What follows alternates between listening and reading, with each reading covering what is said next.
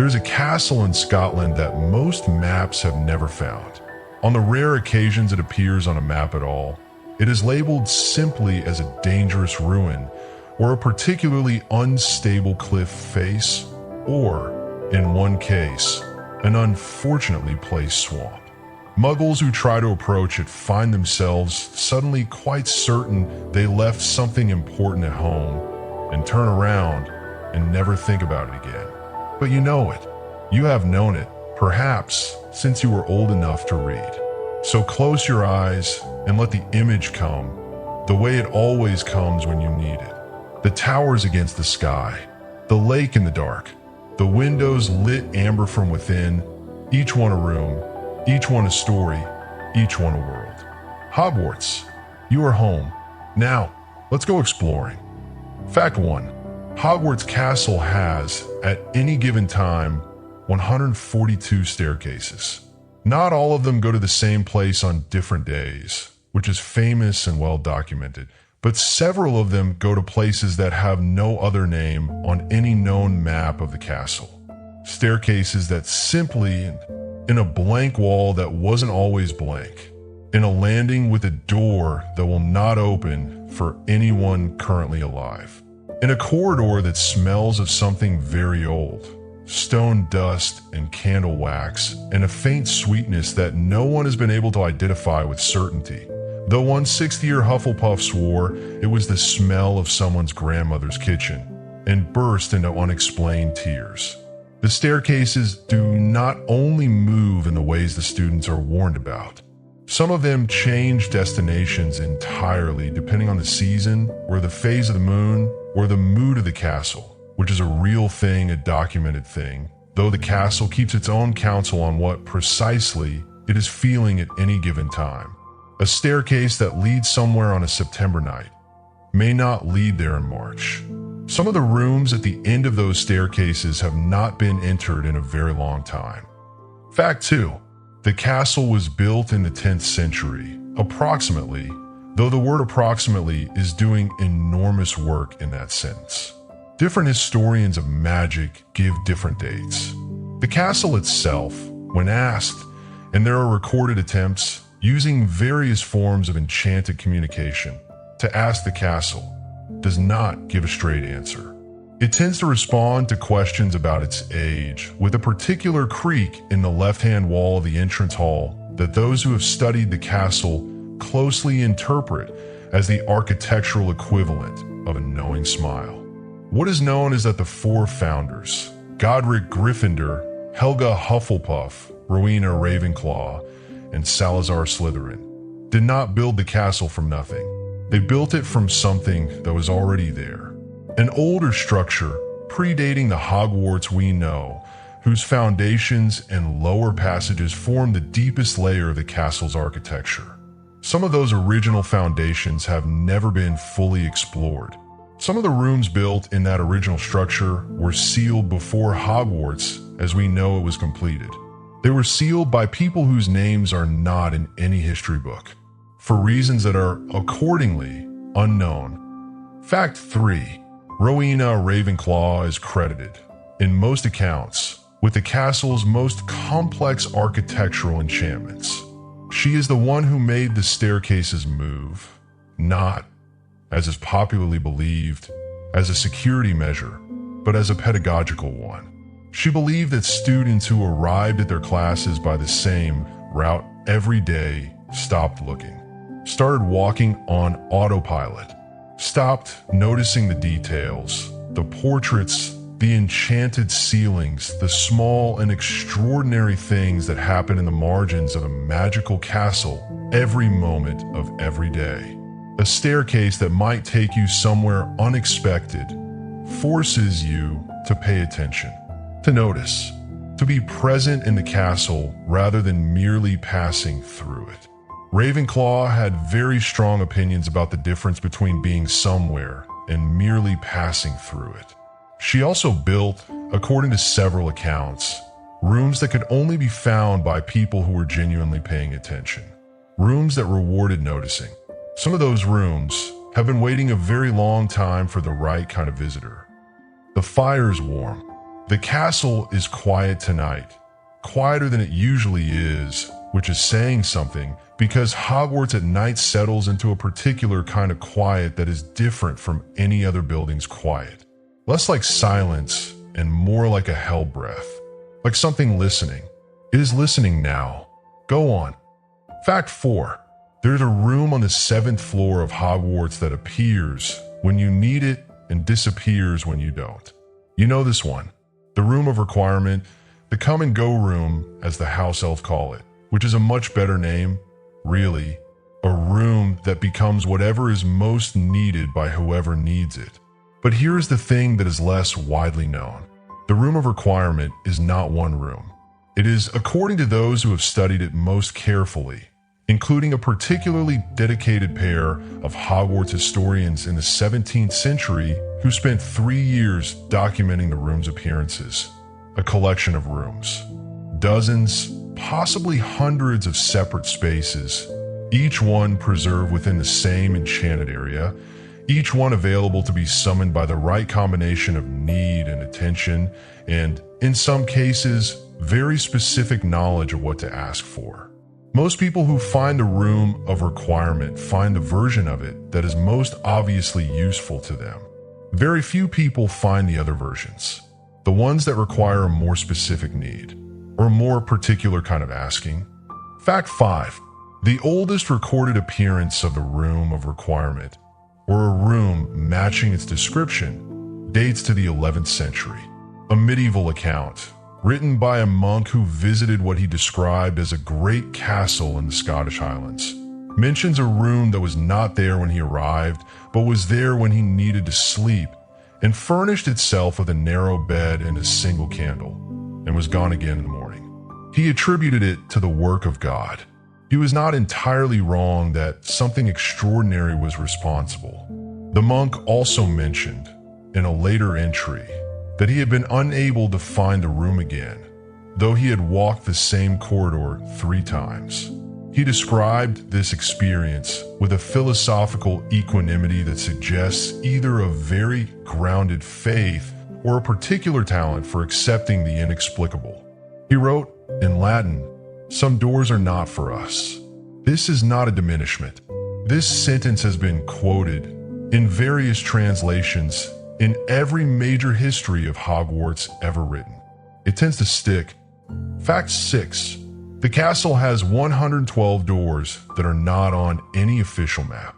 This number was established by a Hogwarts caretaker in the early 20th century who spent the better part of 40 years cataloging every door in the castle, a project his successor described as admirable in ambition and troubling in its conclusions. The troubling part was not the existence of the unmapped doors. The troubling part was that the number did not stay constant. Each time the caretaker completed his count, he found a different total, sometimes higher than 112, sometimes lower. Once, famously, he found only 87 doors, a discrepancy of 25 that he never resolved and that kept him awake, by his own account, for the remainder of his tenure. He retired believing that the castle was hiding doors from him deliberately. His successor believed he had simply miscounted. Neither of them, it should be noted, ever found out what was behind the doors that came and went. Some questions in Hogwarts are like that. You can count the doors, or you can open them, but the castle has never been particularly willing to let you do both. Fact 7. The portraits in Hogwarts are not merely decorative. This is known broadly. Portraits can speak, can move between frames, can offer advice of varying quality and a great deal of unsolicited opinion. But what is less widely appreciated is that the portraits are also observers. Continuous, tireless, centuries-long observers who have been watching the corridors and the rooms and the students and the staff since they were painted. They remember everything they have seen. Not all of them are willing to share, but there's a portrait in the East Wing, a small oil painting of a woman in medieval dress, sitting in a window, looking out at something that is not visible in the painting, who is believed by those who have spoken with her at length to have been present in the castle since the time of the founders. She does not give her name. She will not say who painted her, but she has, on rare occasions, described rooms in the castle that no currently living person has entered. Described them in detail. Described what was in them, what the light was like, who she watched going in and out across the centuries, and when the last person came, and how long ago that was. She describes them in the present tense, as if they are still there, as if they are waiting. Fact 8. The dungeons of Hogwarts go deeper than any official plan shows. The known dungeons, the Slytherin common room, the potions classrooms, the cold stone corridors that smell of damp and old stone, and the particular sharp scent of preserved ingredients. These are the upper dungeons, the accessible ones. Below them, accessible only through passages that have been sealed, in most cases with enchantments laid down over centuries, are older spaces. Pre-Hogwarts spaces. Spaces from whatever was here before. In the 19th century, a Hogwarts professor of ancient runes spent a sabbatical attempting to map the sub-dungeons. She got 3 levels down before the lantern she was carrying began to behave strangely. Flickering in ways that corresponded, she became increasingly convinced to a pattern. Not wind, not a draft, a pattern. She came back up. She spent the next decade translating the pattern from her notes. She never published the translation. Her notes were found after her death, sealed in a trunk she had labeled, in her own handwriting. Not yet. Whatever she found in the sub-dungeons, she decided was not yet for sharing. The dungeons go down. How far down, and what is at the bottom? The castle keeps to itself. That is enough for tonight's first steps. You have not gone far, only as far as the entrance hall, really, in terms of what the castle holds. But look how much there already is. The moving staircases and their secret destinations. The founder's sealed rooms. The room of requirement and all its hidden versions. The portrait who speaks in the present tense about rooms no one has entered in centuries. The dungeons that go further down than anyone has mapped. The castle is very large, and the night is very long, and you are warm, and there is no hurry. Let the fire settle. Let the castle breathe around you. We will go further in tomorrow. For now, you are inside. You are home. Sleep. The castle is quieter now. The last of the students came in hours ago. You heard the great doors close, heard the bolts slide home, heard the sound that Hogwarts makes when it decides the day is done and the night can begin. A sound like a slow exhale, like something very large and very old and very patient, settling. The fires in the common rooms have burned down to embers. The portraits are asleep in their frames. Not all of them. Not the ones who prefer the night shift, but most of them, heads nodding, soft snores occasionally drifting from the painted landscapes. The corridors are empty, which means if you know the castle at all, this is the best time to look. Fact 9. The Hogwarts Library contains approximately 100,000 books. This number, cited by Madame Pants on the one occasion she was asked directly, is almost certainly an undercount. Librarians of magical collections tend toward conservatism in their estimates, partly from professional caution and partly because magical books have a tendency to reproduce, not rapidly, not in the biological sense, but incrementally. A book left in close contact with another book for long enough will occasionally produce a smaller volume between them. Thin and blinking and smelling strongly of binding glue, containing what appears to be a synthesis of both originals. Madame Pants calls these interstitial volumes an administrative inconvenience. Most magical librarians consider them one of the more charming properties of a well-loved collection. The 100,000 figure also does not include the books in the restricted section, of which there are considerably more than students generally assume. Fact 10. The restricted section is not simply a collection of dangerous books kept behind a rope. The rope and the single set of shelves visible from the main library are, in a sense, the public face of a much larger archive. Behind the visible restricted section, accessible through a door that is itself not visible until you are specifically looking for it, which requires a particular kind of lateral attention that most students have not developed by the time they are old enough to be curious about it, is a second restricted section. The books here are not merely dangerous in the way that books about dark magic are dangerous. They are dangerous in stranger ways. Some are dangerous to read in the wrong order. Some are dangerous to read in the wrong light. One, a slim green volume whose title changes depending on who is holding it, is dangerous to read while tired. Not because of its contents, which are relatively innocuous, but because of what it does to the sleeping mind of someone who falls asleep partway through a sentence. What it does exactly is a matter of some debate. The records are inconclusive, largely because the people it happened to were, afterward, reluctant to discuss it in detail. They described the experience as very long and not unpleasant.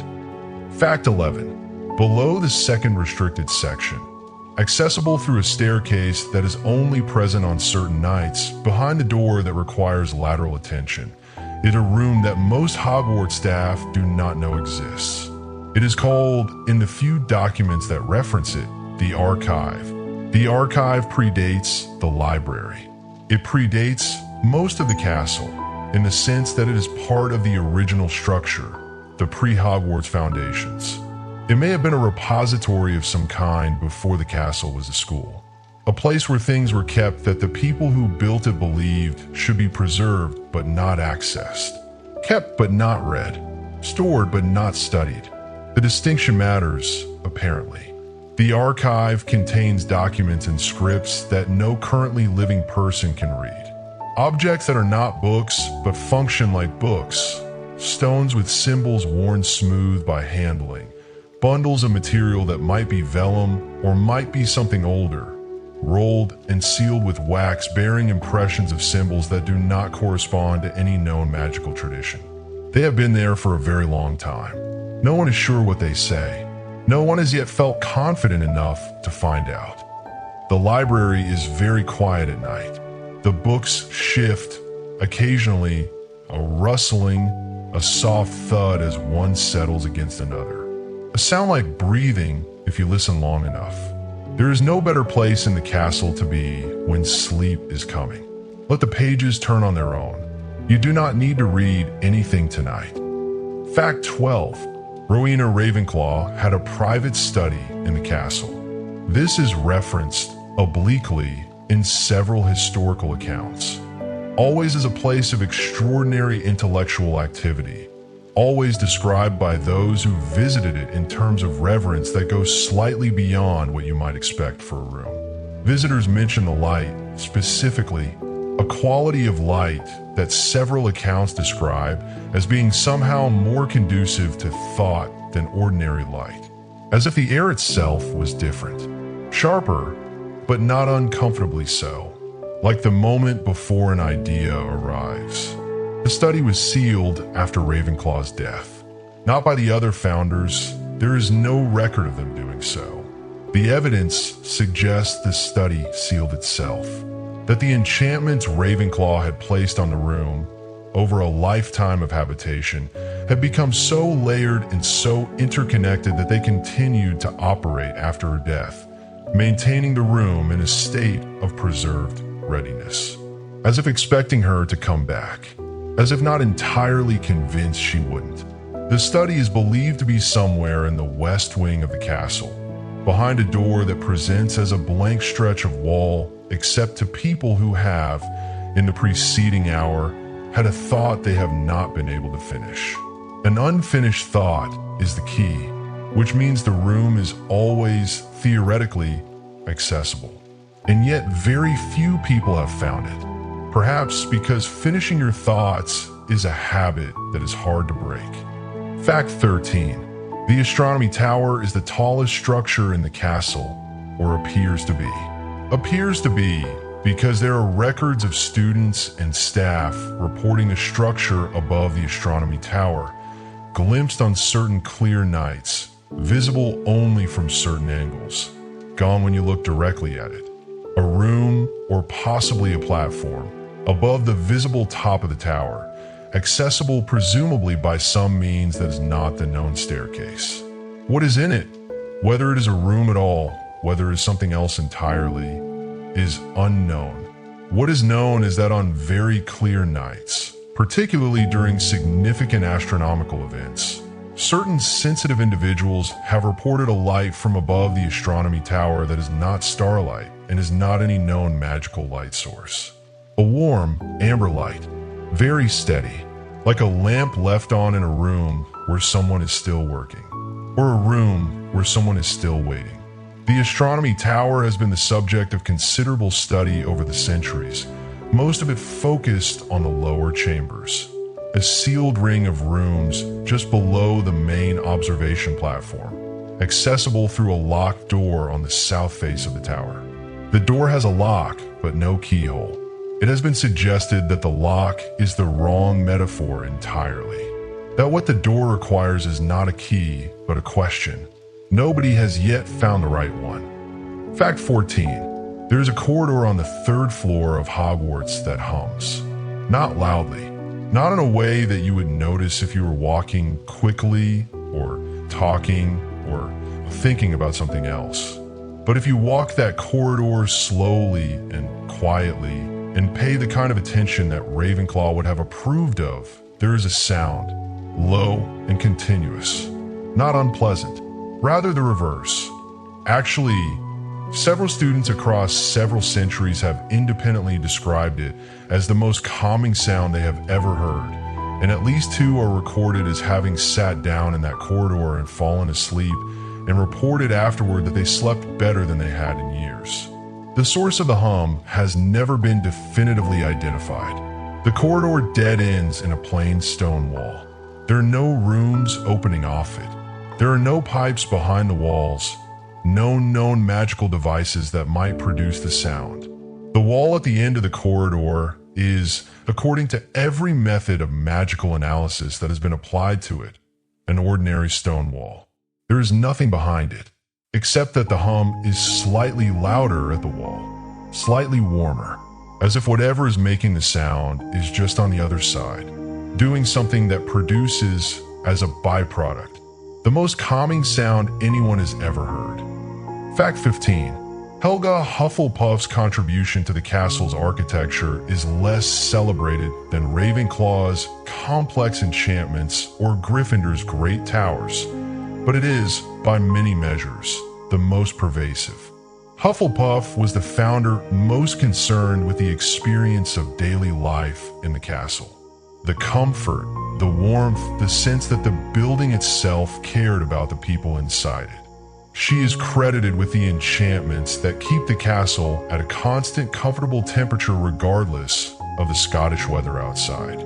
With the charms on the beds in the dormitories that adjust to the preferred firmness of whoever is sleeping in them. With the particular quality of the food that comes from the kitchens, which is nutritionally optimal not in a precise and calculated way, but in the way of food made by someone who knows what you need before you do. She also built rooms that nobody else knew about, not for hiding things, not for study, not for any practical purpose that a historian would find satisfying to document.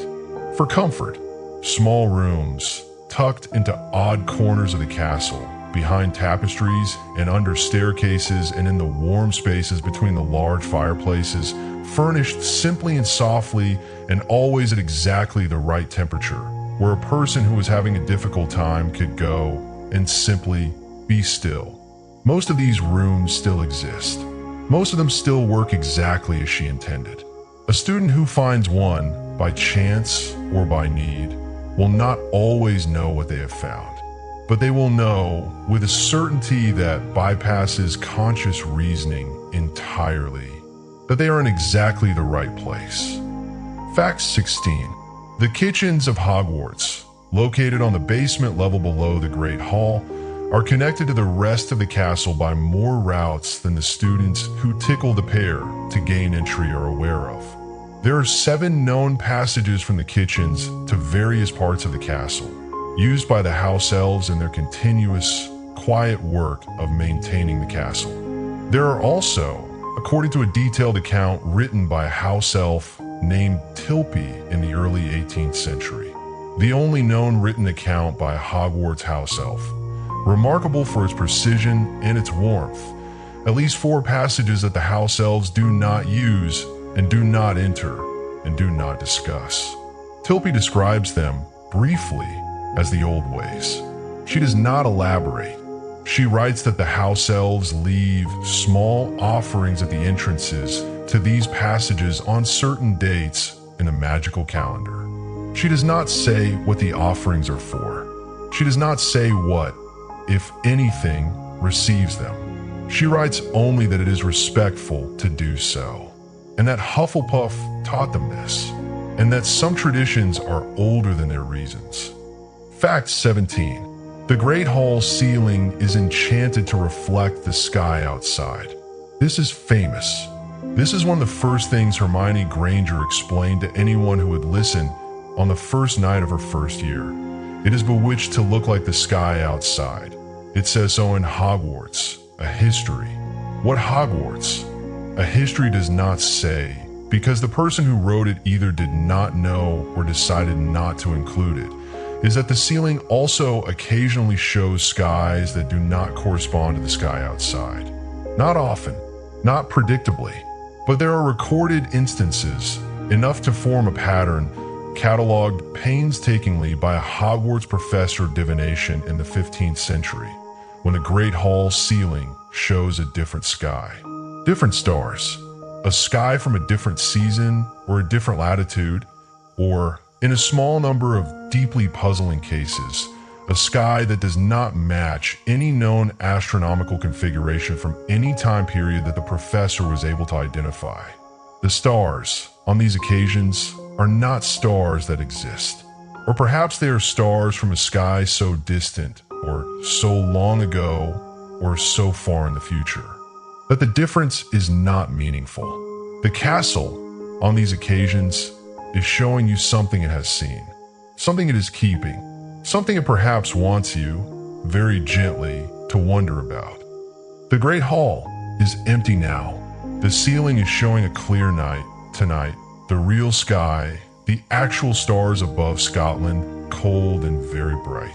Somewhere above the astronomy tower, or perhaps above even that, a warm amber light is on. In the library, the books breathe. In the 3rd floor corridor, the hum continues, low and steady and kind. In the small warm rooms behind the tapestries, the fires burn at exactly the right temperature for no one in particular. Just in case someone needs them. The castle is very good at that, at being ready, at keeping the light on. Let it keep it on for you tonight. You are inside, you are warm. The stars above are real and very old and very steady. And the hum, if you listen, is there, low and continuous and kind. Going on, sleep. Every school has its history.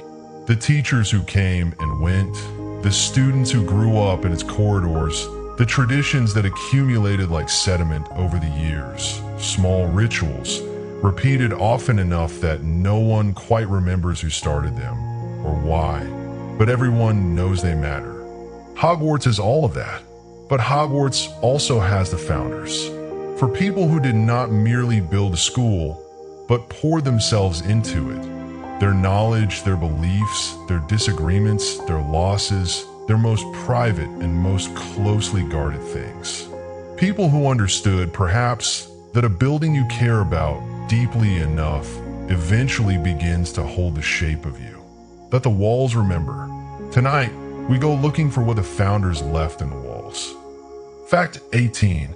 Godric Gryffindor is remembered primarily for courage. His house emblem is a lion. His element is fire. His legacy, in the popular imagination, is a kind of bold, bright, headlong bravery that is not always distinguishable from stubbornness. But the rooms associated with Gryffindor in the historical record are not, for the most part, bold or bright at all. They are quiet rooms. There is a chamber referenced in 3 separate medieval accounts of the castle, always described in the same terms, always located in the same general area, the high tower that predates the Gryffindor common room, where Gryffindor is said to have gone to think, not to strategize, not to train, not to argue with Salazar Slytherin about the correct definition of a worthy student. To think. The room is described as having a single north-facing window and no fireplace. Cold then in the Scottish winter. Deliberately so, apparently. Gryffindor believed, according to one account, that the cold made the thinking cleaner. That comfort made the mind lazy. The chamber has not been found, but on cold nights in the upper reaches of the castle, there are students who report finding themselves unexpectedly alert, unexpectedly clear-headed, as if some quality of the air in a particular corridor has reached out and sharpened their thoughts without their permission. The cold of Gryffindor's thinking room, still working after 1,000 years. Fact 19. Salazar Slytherin's private chambers are not the same as the Chamber of Secrets. This is a distinction that most histories of Hogwarts conflate, because the Chamber of Secrets is the dramatic story and the private chambers are merely the interesting one. But they're different places. The chamber was built for a purpose. The private chambers were built for living, for the ordinary, daily occupation of a person who spent decades in this castle and needed somewhere to put his books and his things, and, occasionally, himself when the rest of the castle became too much. Slytherin was, by the accounts of those who knew him before the ideological fracture that led to his departure, a private person. Not cold. The coldness came later in the accounts, and it reads more like grief than temperament. Before the disagreement with the other founders, he is described as quiet, precise, and possessed of a dry wit that was either very funny or deeply unsettling, depending on where you stood in relation to it. His chambers are believed to be accessible from the lower dungeons, not from the passage that leads to the Chamber of Secrets. A different passage, older, one that does not appear on any known map, and that requires, according to a fragment of text discovered in the 19th century, not Parseltongue to open, but an apology, spoken aloud, in the old form. To whom the apology is addressed, the fragment does not specify. Fact 20. Helga Hufflepuff is believed to have built a garden, not the grounds. The grounds are vast and complicated and partly the work of later hands. A garden specifically, indoors, in a space somewhere between the kitchens and the lower levels of the castle, accessible through what the house elves call, in their own language, the growing place. The garden is described in the one account that gives it more than a passing mention. A letter written by a Hogwarts student in the 14th century to her mother, never sent, found tucked into the spine of a book recovered from the second restricted section, as the most beautiful room she had ever seen. She describes plants that did not correspond to any variety she had studied in herbology. Plants that moved not in the way of devil's snare, which moves with evident hostile intent, but in the way of something that is simply glad of company, that leans toward you, that turns its leaves to face you the way a flower turns to face the sun. She describes a smell like warm earth and something flowering that she could not name. She describes sitting on a stone bench in the middle of it for what she thought was an hour, and emerging to find that an entire afternoon had passed. She was not distressed by this. She described it in her letter as the best afternoon of her first year. The letter ends, "Tell no one." I think it is meant to be found alone, somewhere in the lower levels of the castle. Plants are growing that no one has tended in centuries. Still growing, still leaning toward the door, in case someone comes. Fact 21. The 4 common rooms each have a room that is not on the map given a prefix. Not secret passages, not storage cupboards, not the kind of practical overflow space that accumulates in any large building over time. Something more deliberate than that. Each founder built into the architecture of their house's territory, a room whose purpose was not immediately apparent and whose access was not straightforward. These rooms were not for all students. They were not even, in some cases, for any student. They were for something else, a something that the founders, in their various ways, believed a school required in order to be truly a school and not merely a building where information was transferred from one generation to the next. The Gryffindor room is cold and northward facing and makes you think more clearly than you expected to.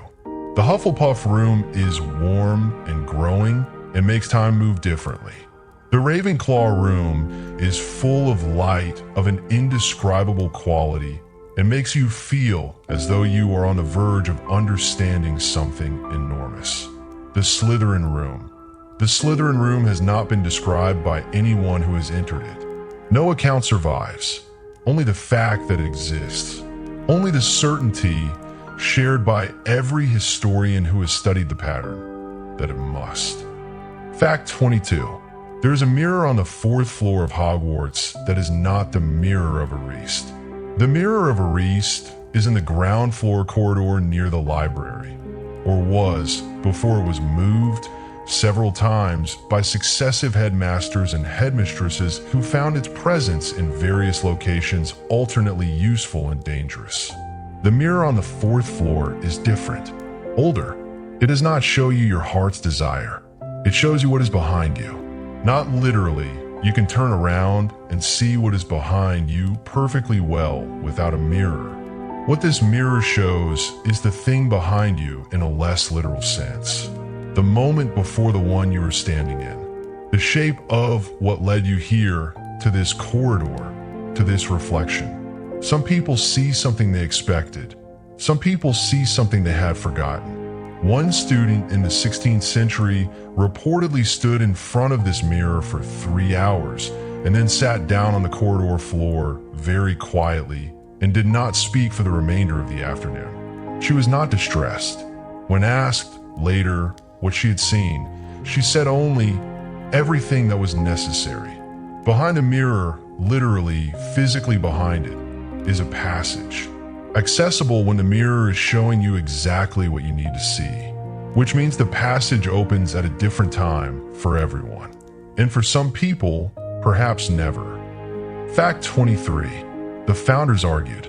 This is documented, and not particularly surprising given that they were 4 strong-minded people with different backgrounds and different beliefs, and a shared project that was probably more ambitious than any of them had fully reckoned with when they began. But the arguments were not, for the most part, the grand ideological clashes that later histories emphasize.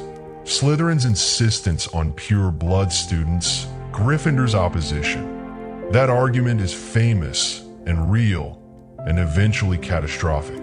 But before it was catastrophic, before it hardened into something irreconcilable, there were the smaller arguments about where to put the library, about whether the dormitories should be mixed or separated by house, about what to do with the room that kept appearing at the end of the 2nd floor corridor regardless of what enchantments they laid to prevent it, the room they couldn't remove.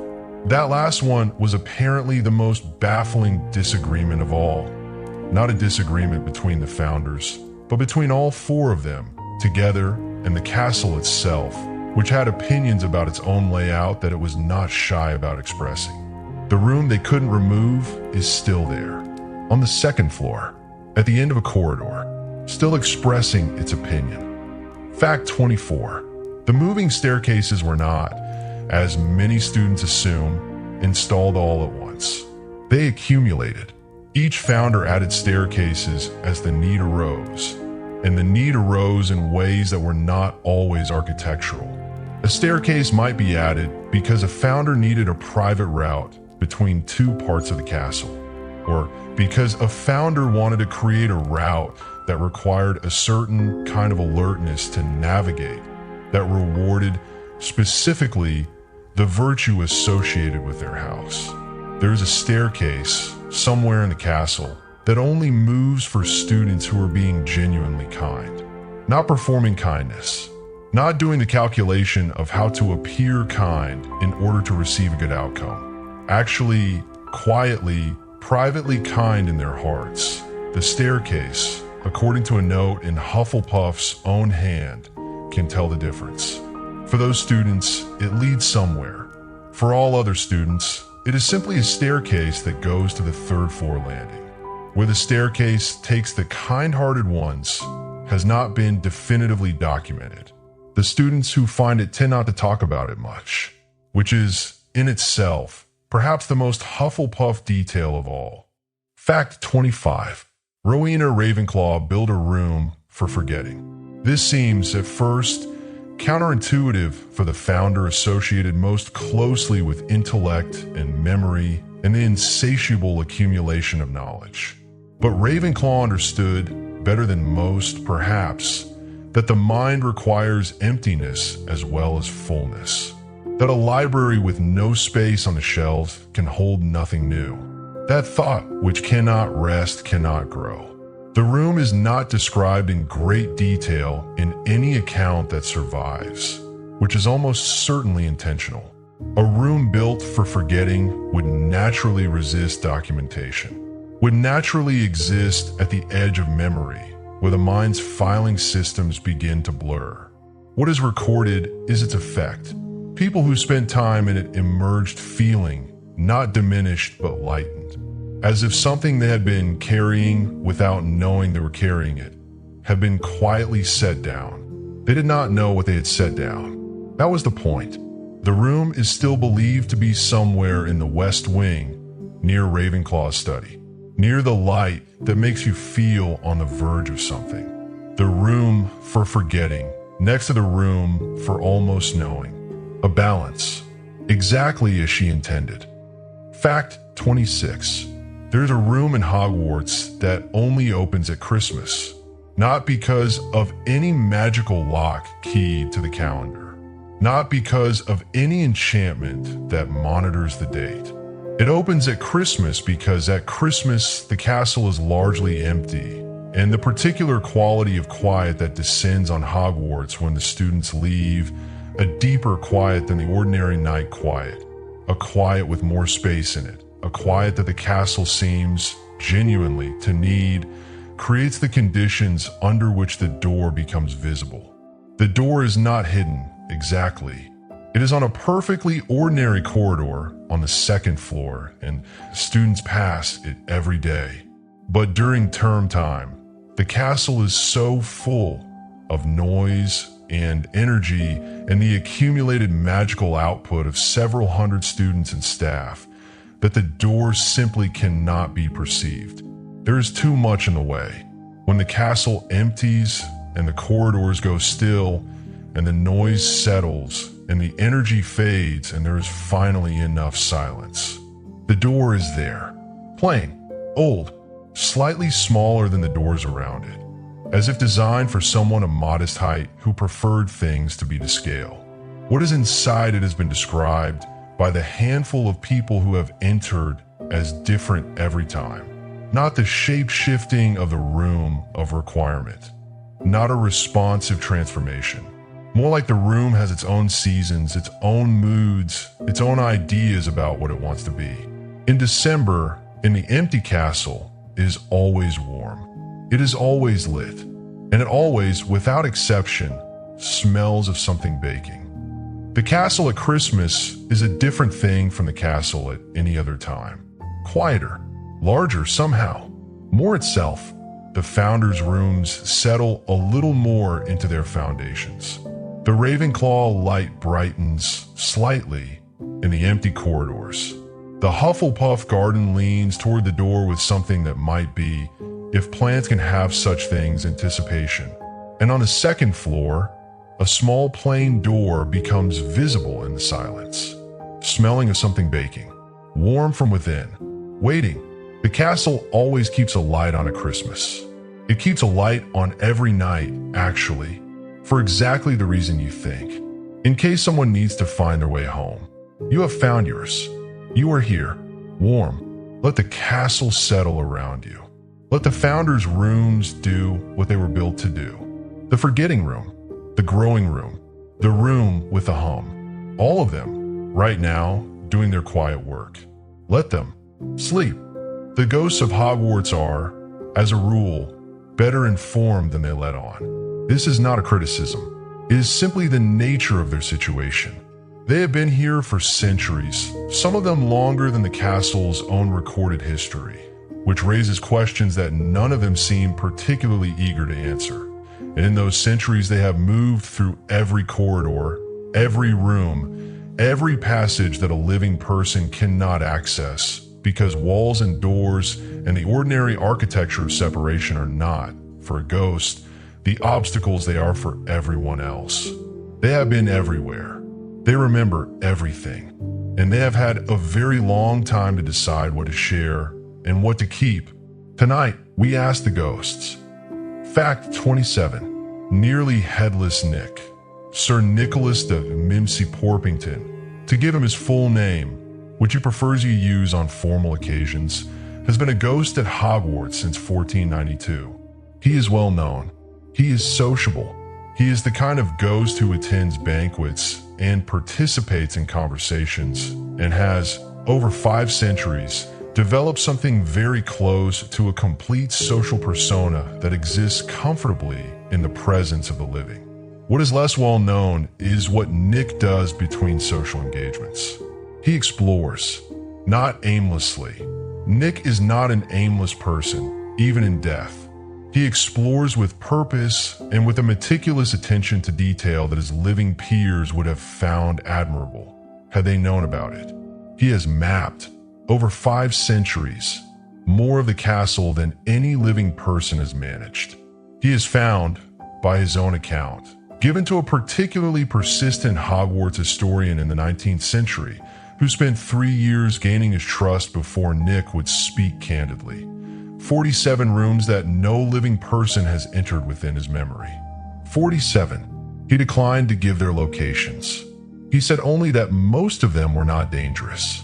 The interviewer noted that Nick's expression, when he said most, was not entirely reassuring. Fact 28.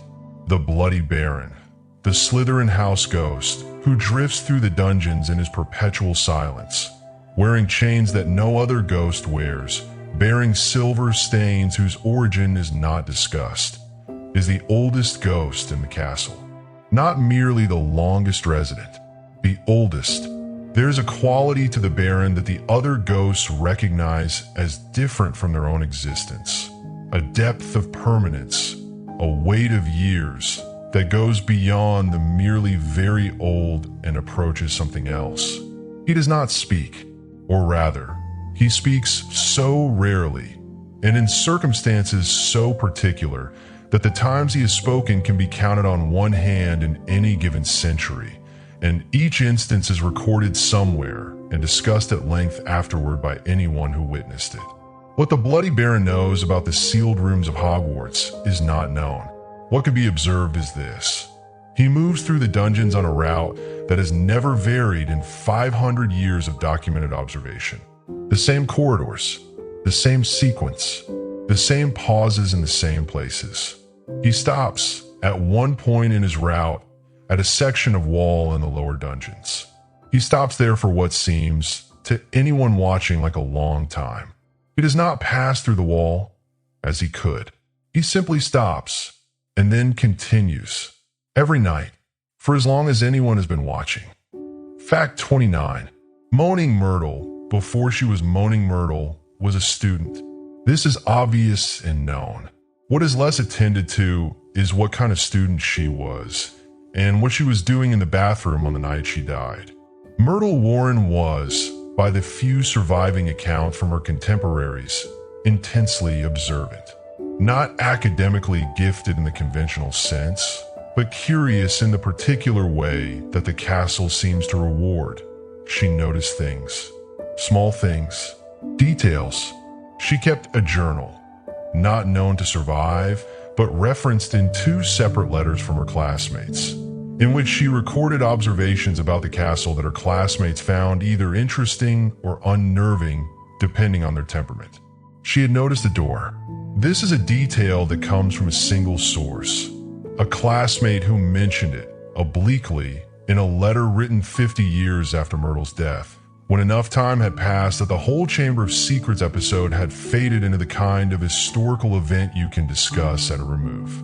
The classmate wrote that Myrtle had told her the week before she died that she had found a door in the 2nd floor bathroom, not the entrance to the chamber, a different door, one that was there sometimes and not others, and that she had not yet opened, and that she was building up to.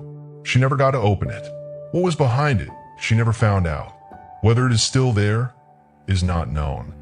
The ghosts carry their unfinished business the way the living carry their keys, present, constant, occasionally useful, occasionally a weight. Myrtle's unfinished business is the most poignant kind, a door she was building up to. Not yet, not yet. Some doors wait. Fact 30. The Gray Lady, Helena Ravenclaw, daughter of the founder, is the most reticent of Hogwarts ghosts on most subjects, and the most forthcoming on one. She will not talk about her mother's diadem, the circumstances of her death, or anything related to her personal history, unless she chooses to, and she rarely chooses to. But she will, if asked in the right way, talk about the castle. She grew up here, not as a student in the way that students now inhabit the school.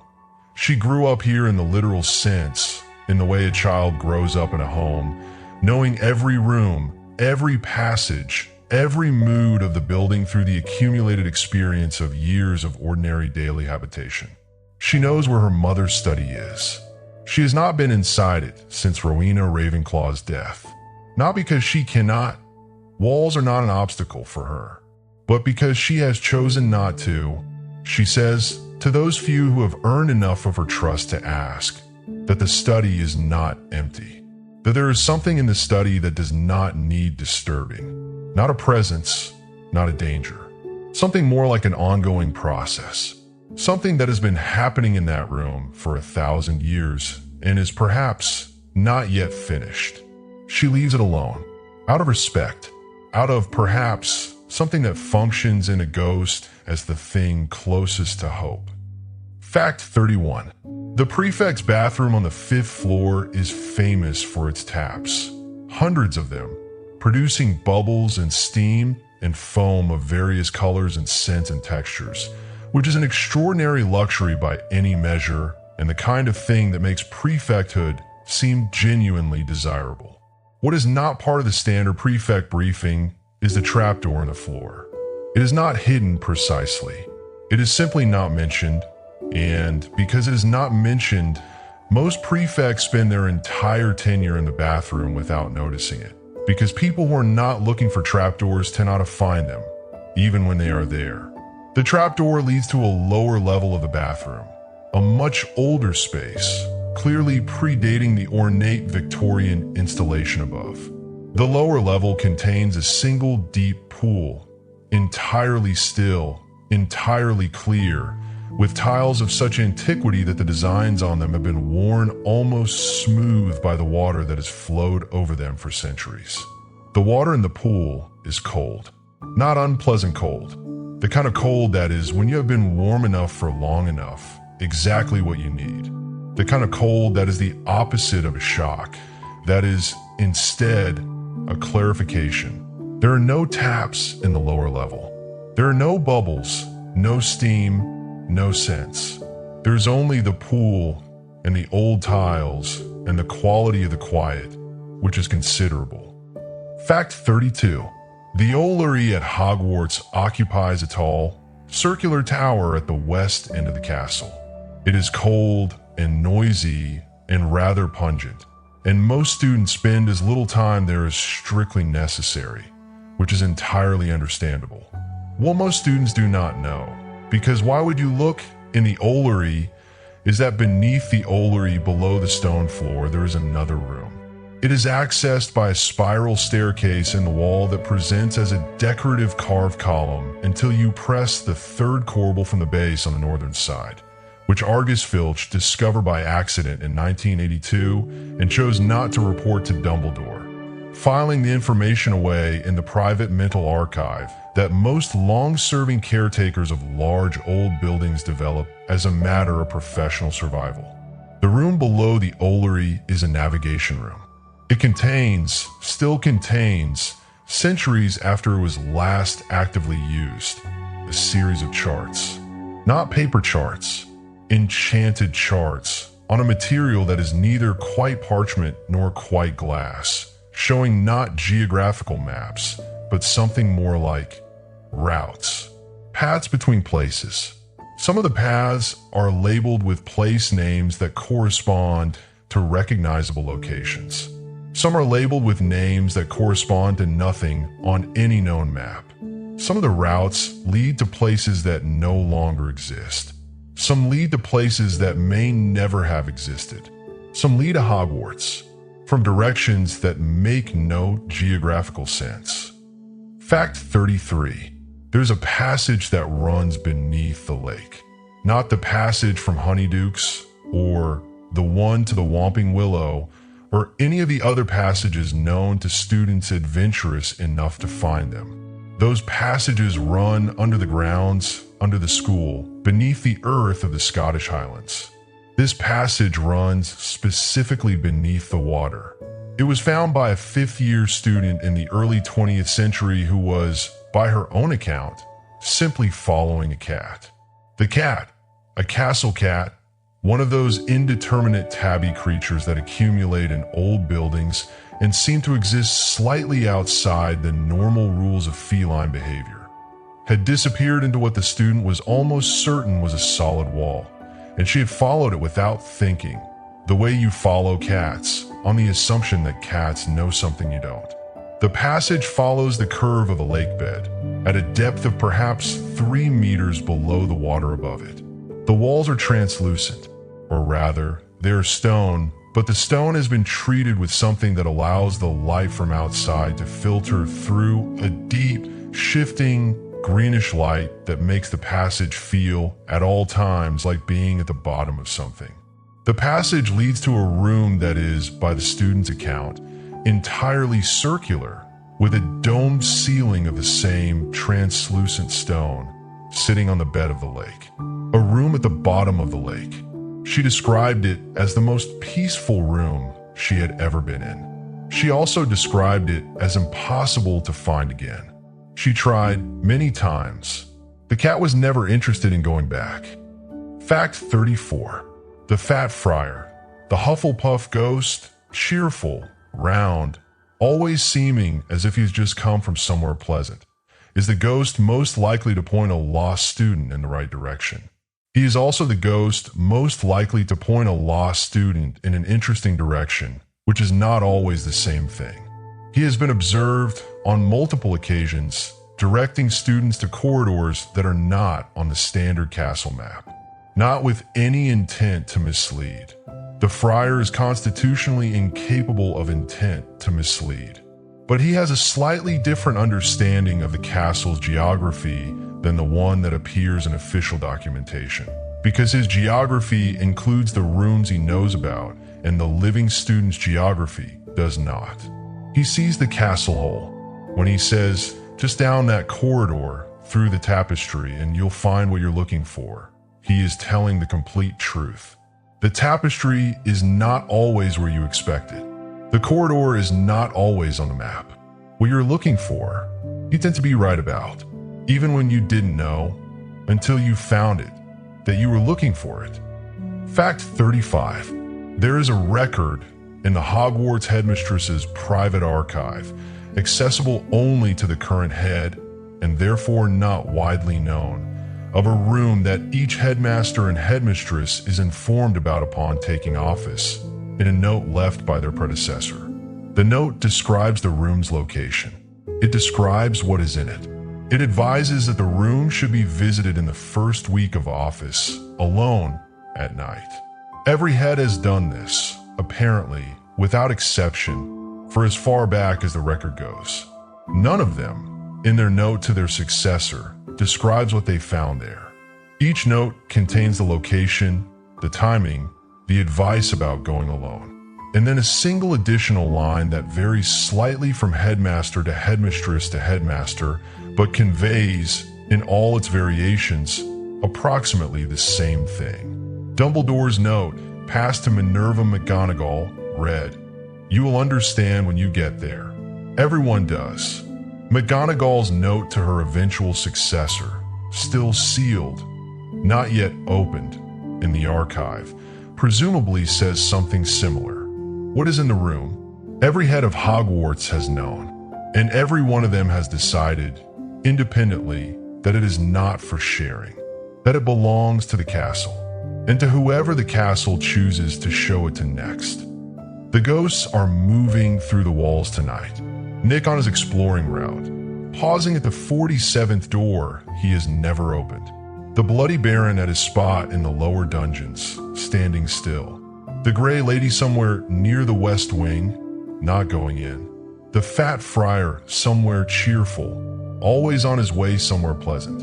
And the passage beneath the lake, glowing green in the dark water above it, leading to the circular room that the cat knew about and the student found once and never found again. All of it here, all of it part of the same castle, all of it breathing in its old way around you. You are inside it. It knows you're here. Let the green light drift. Let the pool on the lower level of the prefect's bathroom lie still. Let the navigation charts in the room below the Olery show their impossible routes. You don't need to go anywhere. You're already where you need to be. Deep in the castle. Deep in the night. Sleep. Magic leaves marks. Not always visible ones. Not always the kind that show up in the records, or appear on the maps, or get cataloged in the careful inventories that successive headmasters and caretakers have attempted, with varying degrees of success and varying degrees of sanity intact at the end, to compile. But the marks are there, in the walls and the floors, in the air of certain rooms where something extraordinary happened once, and the ordinary air never quite settled back into being entirely ordinary afterward. Hogwarts is the most magic-saturated building in Britain, possibly in the world, which means the marks are everywhere, and some rooms are made entirely of them. Fact 36. The hospital wing at Hogwarts has a sealed door at the eastern end of the ward.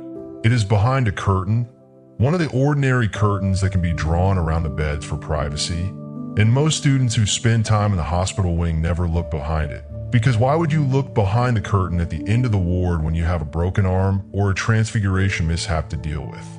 Madame Pomfrey knows about it. She has worked around it, literally and figuratively, for her entire tenure. The door is in her ward, and it does not belong to her. And she has made peace with this in the way that very practical people make peace with things they cannot explain, by filing them carefully in the part of the mind labeled "not my department" and getting on with work. She has, however, noted in the private log she keeps of unusual occurrences in the hospital wing, which she would describe as professionally necessary and which is, incidentally, one of the most extraordinary documents in the castle, that patients who are placed in the bed closest to the sealed door recover faster. Not dramatically faster. Not in any way that would constitute evidence of anything by strict standards. Just a day sooner, on average, than similar cases placed elsewhere in the ward. The door is doing something. Something gentle. Something that does not require explanation to work. Fact 37. The defense against the dark arts classroom has a floor above it that is not on any architectural plan. The classroom itself is on the 3rd floor. Above it, on the floor that should, by the castle geometry, be occupied by a corridor and several storage rooms, there is instead a space that does not correspond to the geometry. A space that should not fit. It was accessed on the one recorded occasion by a defense against the dark arts professor in the 1800s who noticed that the ceiling of his classroom was, on certain days, higher than it was on others. Not dramatically, measurably, with a tape measure, which he applied methodically for 3 academic terms before he was certain he was not imagining it. He found the access point, a section of the back wall of a storage cupboard that was, on the days when the ceiling was higher, not entirely solid. What he found above the classroom was a space that appeared to be a training room, not for the kind of defense against the dark arts that the curriculum covered, for something older, more fundamental, the kind of defense he wrote in his account that predates the codification of magic into subjects and lessons and examinations. The kind that is more instinct than knowledge, more recognition than skill. The room, he wrote, felt like the place where magic goes when it is remembering what it is for. He visited it 17 times over the course of his tenure. He left no instructions for finding it. He wrote only, "It will be there for whoever needs it. It has always been there. It was there before the classroom below it was built." Fact 38. The sorting hat is kept in the headmaster's office when it is not in use. This is known. What is less known is that the sorting hat was not made in the headmaster's office and was not made in any room currently accessible to students or staff. It was made, enchanted, given its particular form of consciousness, its millennia-long capacity for observation and judgment, and the singing of songs of varying quality, in a room that the 4 founders used specifically for the making of magical objects. A working room, a creation room, not a classroom, not a study, not a laboratory in the academic sense. A room specifically attuned to the kind of deep, collaborative, highly personal magic required to make a thing that thinks. The room is believed to be somewhere near the heart of the castle, not geographically, but in whatever sense the word heart applies to a building. Near the place, whatever that place is, where the castle's own magic is densest. Most itself. The sorting hat, when it is not sorting students, sometimes appears, to people with the right kind of sensitivity, to be listening, not to anything in the room, to something further away, something interior to the castle. Perhaps it is simply remembering where it was made. Perhaps it can still, sometimes, hear the room. Fact 39. There is a room in the castle that exists in a different relationship to time than the rooms around it. Not a time turner, not a device for manipulating time, not an instrument of any kind. A room that simply exists structurally in a slightly different temporal register. Within it, time moves at a pace that is perhaps 15% slower than outside. This was discovered by a very bored student in the 1930s who, having nothing better to do one Saturday afternoon, decided to time how long it took for a lit candle to burn down 1 inch in various locations around the castle. She did this systematically over the course of a month in 37 different rooms. In 36 of them, the candle burned at the expected rate. In one of them, it burned slower. She published her findings at the age of 17 in a small pamphlet distributed to her classmates. The pamphlet was not taken seriously by her teachers, largely because she was 17 and the methodology was a lit candle. Later analysis, conducted with rather more sophisticated instruments in the 1970s, confirmed her finding exactly. The room where time moves slower is on the 4th floor. It is approximately 3 meters by 4 meters. It has a single window that looks out on a courtyard. There is nothing in it. Students who spend time in it report that they feel, afterward, that they have had more time than they actually had. That the afternoon was longer than the clock suggested. That somehow in that room they got enough. The castle has rooms where time is kinder, has always had them, have been offering them to anyone willing to look. You have enough time. You have always had enough. Let the room make it slower. Let the night be longer than the clock says. It is. It always is. Fact 40. The Transfiguration courtyard has a door in its eastern wall that leads to a room that is most easily described as an antechamber, not to anything currently accessible. An antechamber in the sense of a room that is waiting to become the entrance to something that has the structural and atmospheric qualities of a threshold, of a before, without anything yet on the other side that anyone has identified. The room itself is plain. Stone floor, stone walls, a high vaulted ceiling. No furniture, no decoration, no obvious magical artifacts. What the room has is a quality of expectancy.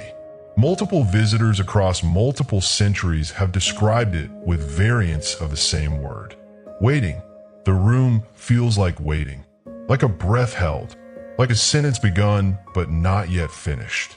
Professor McGonagall, asked about it once by a student she trusted, said that she had visited the room twice in her tenure, and that on both occasions she had felt, without any concrete evidence for this feeling, that she had arrived slightly too early.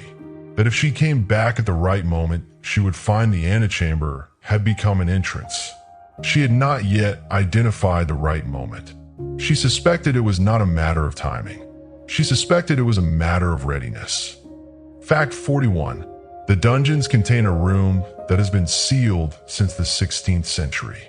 The sealing was performed by a headmaster whose name is recorded in the castle's official history, but whose reasons for the sealing are recorded nowhere. No explanation was given at the time. No subsequent headmaster has reversed the enchantment. It has been, by institutional consensus, left alone. The room is not dangerous, according to the few diagnostic enchantments that have been applied to it from outside. It does not contain dark objects.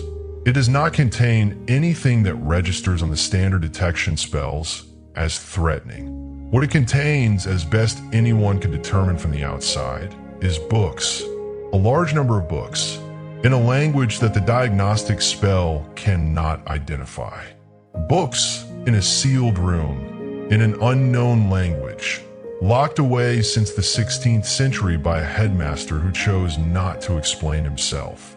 There is a school of thought among Hogwarts historians that the headmaster sealed the room because he could read the language, and he had read the books, and he had decided that the information they contained was best left alone until the school, or perhaps the world, was ready for it. There is another school of thought that says he simply lost the key. History, not just in Hogwarts but everywhere, divides fairly evenly between these two kinds of explanations. Fact 42. The passage that connects the 7th floor corridor to a lower section of the East Wing is different every time it is used. Not in the way of the room of requirement. It does not transform to meet a need. It is more like a dream corridor, consistent in certain respects, always stone, always lit by a particular quality of torchlight, always ending at the correct destination, but variable in its details. The length changes. The number of doors along it changes. The portraits, if there are any, are different on each visit. Most people who use it regularly stop noticing after a while, which is perhaps what it is counting on. Because the people who do keep noticing, who pay attention every time to the differences, occasionally find a door that was not there on previous visits. A door that appears only for the people who are paying close enough attention to notice new things in familiar places. What is behind those appearing doors depends entirely on who finds them. No two accounts describe the same thing, which suggests that the passage is not showing the same door to everyone. It is showing each person the door that is specifically theirs, and waiting with the patience of very old stone for them to be ready to open it. Fact 43. There is a room accessible only from the astronomy tower that is not the observation platform. Below the observation platform, below the level of the locked door on the south face that requires a question rather than a key, there is a space used in the castle's earliest years for a different kind of observation than astronomical. The founders understood that there are more things to observe than the sky. This room was used for the observation of magic itself. Not experiments, not tests. Observation. A room so carefully insulated from outside interference, from the ambient magical noise of a building full of enchantments and magical practitioners, that within it, a trained observer could perceive the presence and movement of magic in its most fundamental form. Not spells, not charms, not the discrete packages of directed magical intent that constitute most of what is taught in the classrooms. The underlying current, the thing that the spells are made of, the thing that existed before anyone thought to shape it into incantations and wand movements and the academic apparatus of instruction. The room is still there, still insulated, still offering to anyone who enters it and sits quietly enough for long enough. The experience of perceiving the castle's magic as it actually is. Not a lesson, an encounter. Fact 44. The castle generates its own magic. This is in academic circles a contested claim. Magic does not generate spontaneously, the textbooks say. It requires a practitioner, a focus, an act of will. The castle does not have a will, except there are recorded instances, too numerous to dismiss entirely, of magical events at Hogwarts for which no practitioner can be identified. Doors that open before anyone reaches for them. Lights that come on in empty rooms. Paths that clear through deep snow in the night, leading, in documented cases, to lost students or to students who were not yet lost but were about to be. The castle is not passive. It does not simply house magic. It participates in it. It has over 1,000 years of being filled with magic and magical people and magical acts and magical objects, and the accumulated energy of all of that developed something. Not consciousness exactly, not will in the way that a person has will, but something, an orientation, a tendency, persistent and consistent across centuries toward the well-being of the people inside it. The castle wants its students to be all right. It has wanted this for 1,000 years. It has been working toward it in its quiet, architectural, magically saturated way the entire time, and it is working toward it tonight. The castle is doing its work tonight. The room near the hospital wing, making something easier. The room where time is 15% slower, giving someone a longer afternoon. The passage showing each person their own particular door. The room at the base of the astronomy tower, holding the silence. All of it the same impulse, the same deep, slow architectural care. For the people inside, for you. The castle has been watching out for its students for 1,000 years. You're one of them. You always have been. Let watch. Let the magic settle around you like the oldest, most familiar warmth. Like the thing you didn't know you were coming home to, until you were here, and knew. Sleep.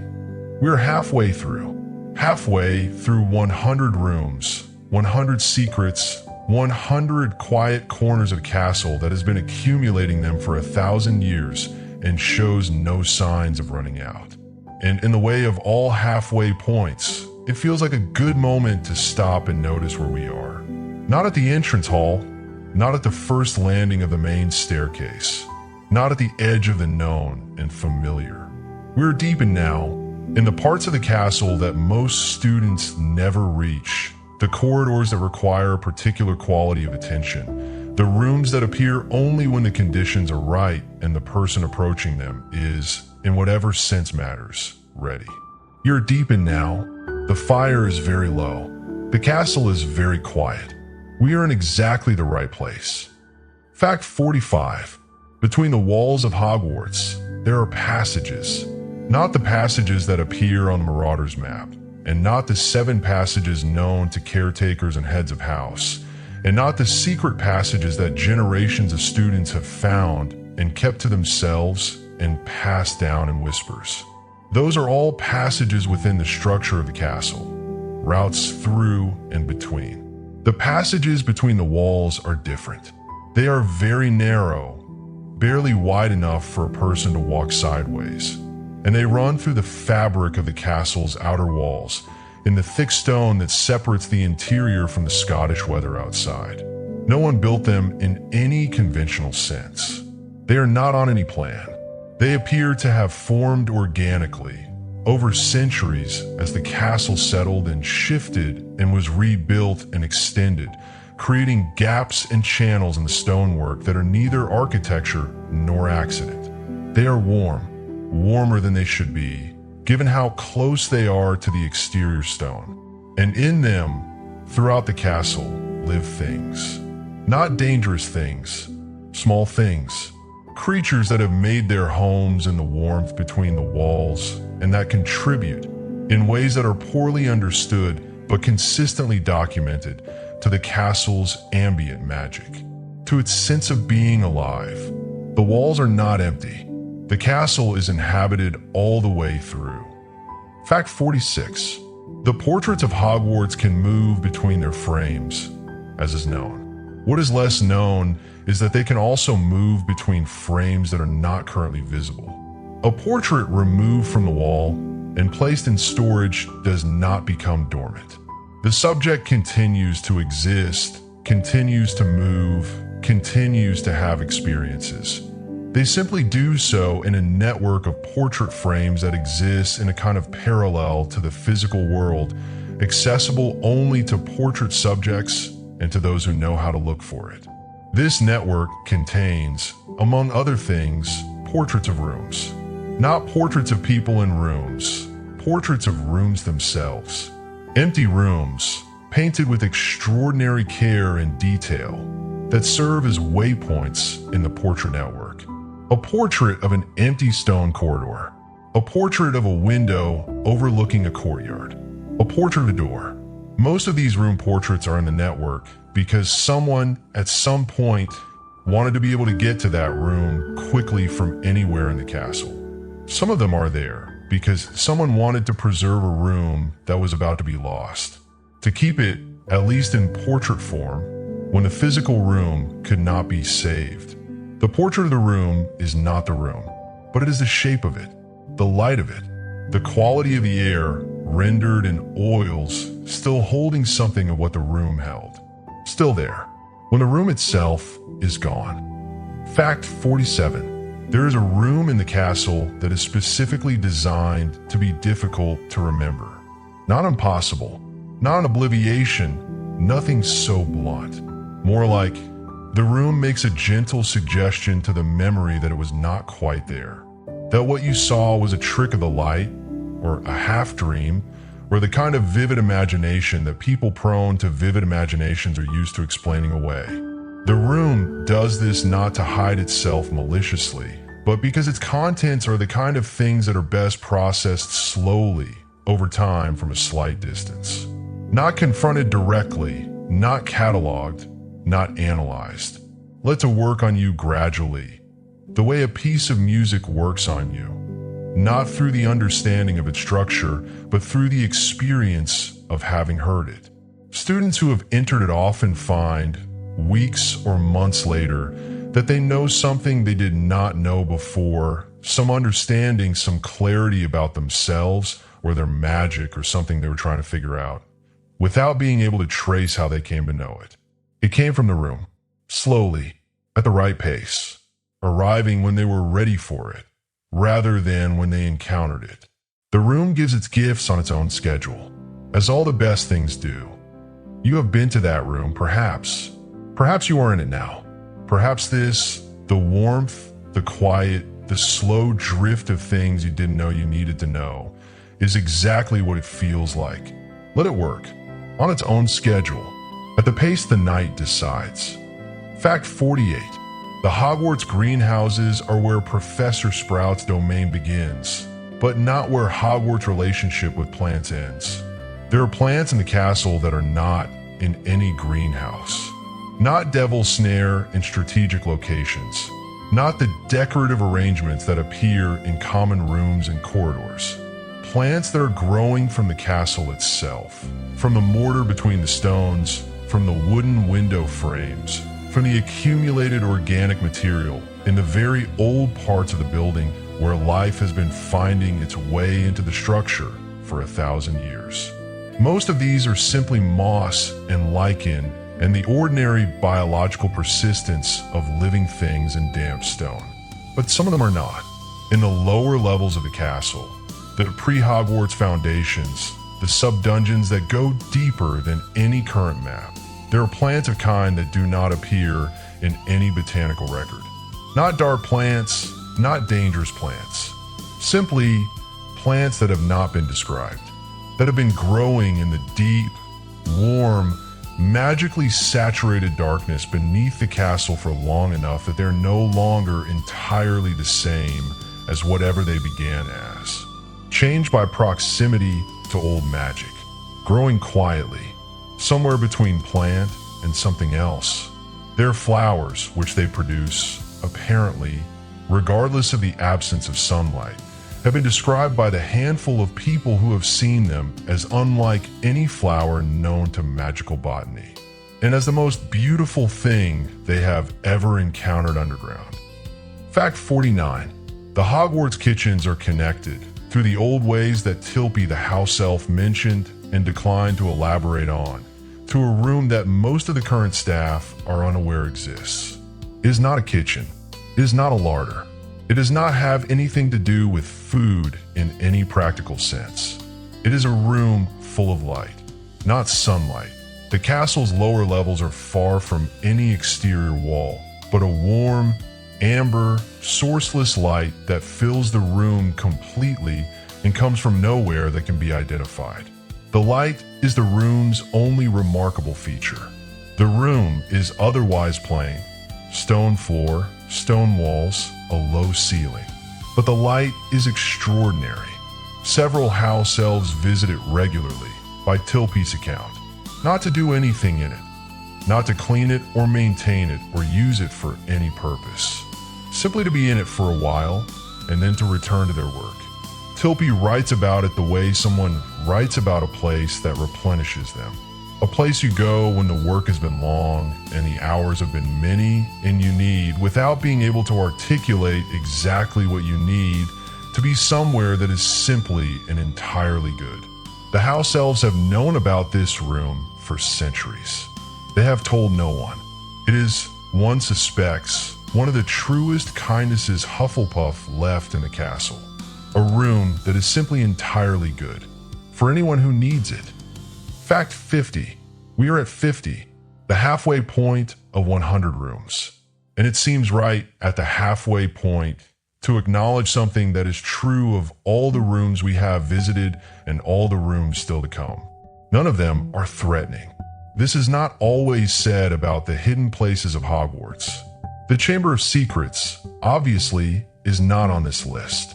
There are dark corners in the castle's history, rooms that were used for things that should not have been done, places where the accumulated magic is not warm but cautionary.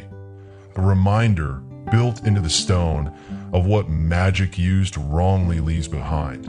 Those are real, but they are not what we are here for tonight. What we are here for tonight is the other kind, the overwhelming majority. The rooms built with care and left with intention and still carrying, after all these centuries, the quality of what they were made for. The warmth, the light, the hum, the particular quality of a place that was made by someone who thought about you before you arrived. Hogwarts is full of those rooms, more of them than you can count. More than 100, certainly, but these 100 are a good beginning. Fact 51. The defense against the dark arts position is famously cursed. No teacher has lasted more than a year since Voldemort first applied for the post and was refused by Dumbledore. This is documented and widely known and the subject of considerable speculation. What is less discussed is the room that each defense against the dark arts teacher is given as a private office and what happens to that room after the teacher leaves. Each teacher, upon leaving, leaves something in the office. Not always deliberately. Sometimes it is an object, sometimes it is a spell, Sometimes it is simply the residual impression of a person's particular magical signature on the room they have occupied. Teachers are magic users. They affect the spaces they inhabit. Over 50 years of one-year tenures, the Defense Against the Dark Arts Office has accumulated 50 such residues.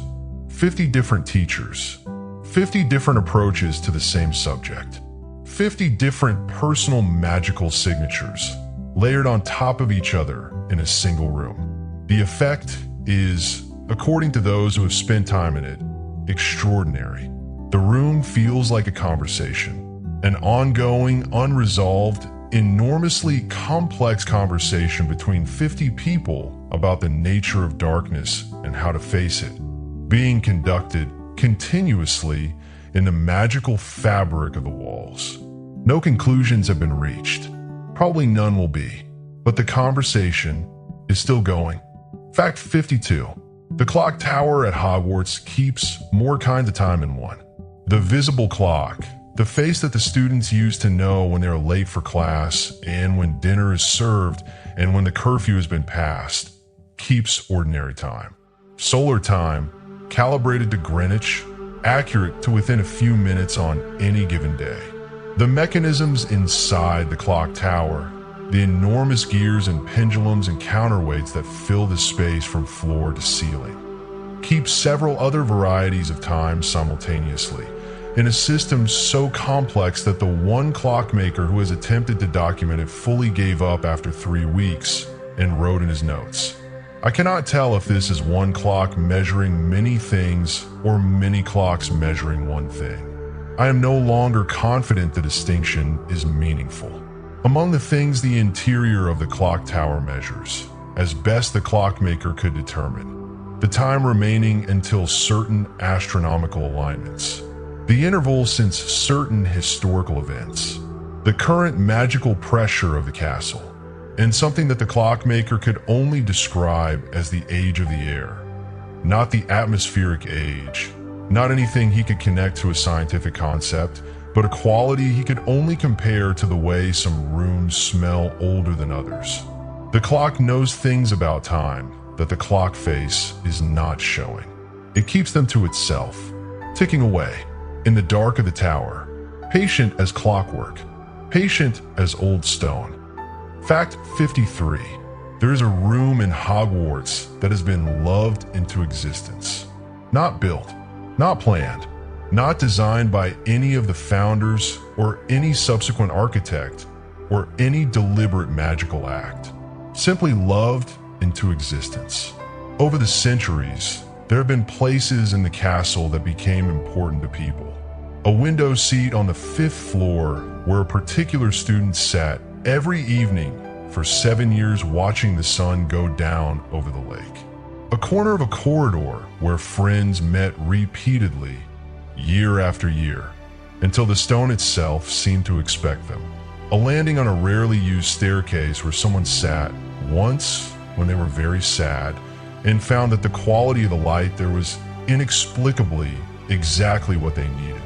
The castle noticed, and in the way of a building that has been accumulating magic and human experience for 1,000 years, it responded, not with a grand gesture, not with transformation or revelation, but gradually, over years and decades, the places that have been most loved began to become more of themselves, more like what the people who loved them needed them to be. Some of them eventually became rooms, not large rooms, not architecturally significant rooms, just small, quiet, warm spaces that exist because someone needed them to exist and loved them consistently enough, and the castle, in its vast and patient way, agreed. The castle is agreeing with you right now. Whatever you need the night to be, longer, quieter, softer, safer, the castle is inclining toward it. The walls between the walls are warm. The room, full of light, is lit. The plants in the deep foundations are flowering in the dark.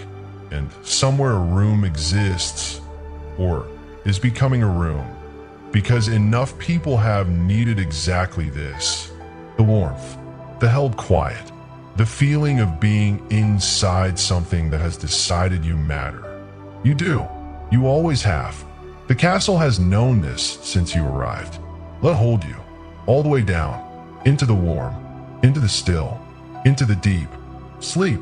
There is a time of night at Hogwarts that belongs to no one in particular. Not quite the small hours, not 3 or 4 in the morning, when the castle is at its most asleep. Earlier than that, the hour just past midnight, when the last students have finally, reluctantly, made their way to bed, when the last prefect has done their round, when even the most dedicated of night owls has closed their book and given in. The hour when the castle has the corridors entirely to itself. This is when things happen that don't happen during the day. Not dangerous things, not dramatic things, quiet things, small adjustments, subtle arrangements. The castle setting itself, like a person settling into a more comfortable position in the dark. If you were here, if you were walking these corridors right now, in the deep quiet after midnight, you might catch the edges of it. You might see a door that wasn't there an hour ago. You might hear, at the end of a corridor you've walked 100 times, something new. Tonight we walk those corridors. Fact 54. The Marauders mapped most of Hogwarts. Messrs. Mooney, Wormtail, Padfoot, and Prong spent 7 years creating the most comprehensive magical map of the castle ever made. A document that shows every room, every passage, every secret corridor, every person in real time. It is, by any measure, an extraordinary achievement for 4 teenagers who were, by their own accounts, primarily motivated by the desire to avoid getting caught. But they missed things. James Potter, in a letter to Sirius Black written in their final year, mentioned in passing that they had given up on the sub-basement entirely.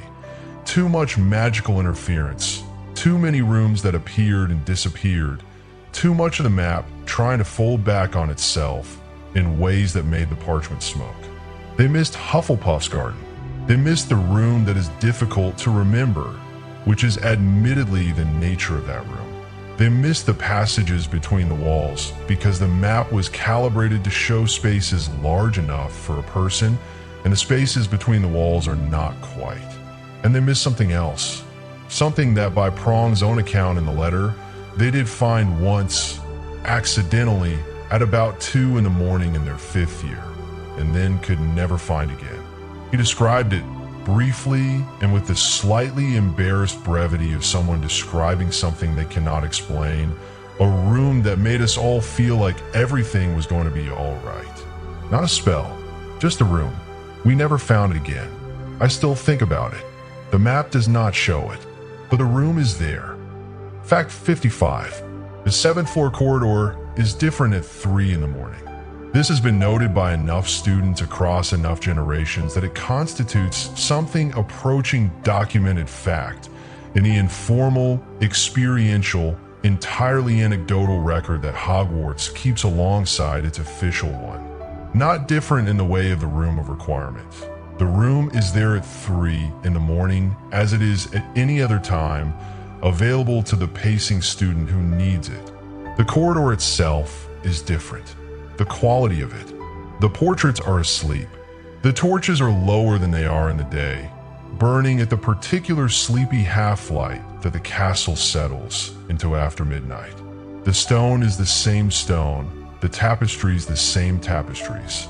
But there is something in the 7th floor corridor at 3 in the morning that is not there during the day.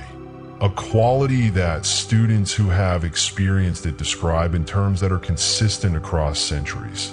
That they felt more clearly than they usually felt it, that they were inside something that cared about them.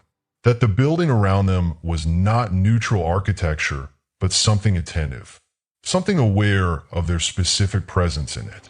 Not a ghost, not a spell, not anything they could point to, just the corridor at 3 in the morning doing what it does at 3 in the morning, which is, apparently, being most itself. Fact 56. There is a sealed portrait in the castle that does not speak to anyone. It hangs in an alcove off the second floor corridor, a large oil painting, dark with age, depicting a room rather than a person.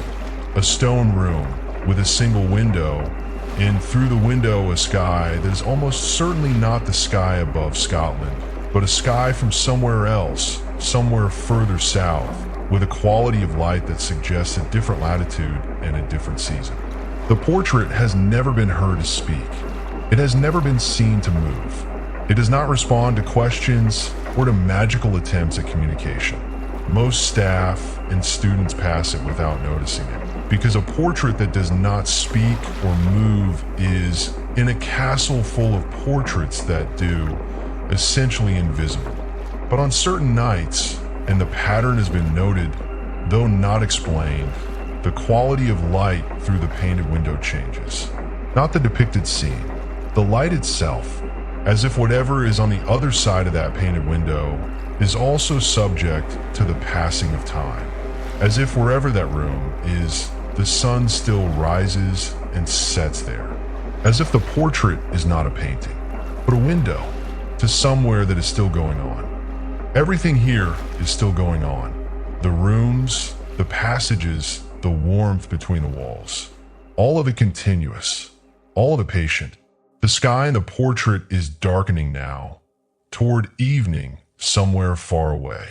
The torches in the 7th floor corridor are low. The castle is most itself. Let yourself be most yourself too. In the quiet, in the warm. Fact 57. The oldest room in the castle is not what most historians believe it to be. Most histories of Hogwarts identify the Chamber of Secrets as the oldest surviving room. It predates the main castle, predates the founders, cut into the bedrock by Salazar Slytherin using means that the historical record tactfully declines to describe in detail. But the chamber is not the oldest. Below the chamber, accessible, in theory, through a passage that Slytherin himself may not have known about, since it predates even his work on the castle, is a space that was here before any of it. Before the school, before the founders, before any recorded magical habitation of this site. A natural cavern in the bedrock that at some point in the very distant past was used. Not built in, used. There are marks on the walls, not runes, not any recognizable writing system.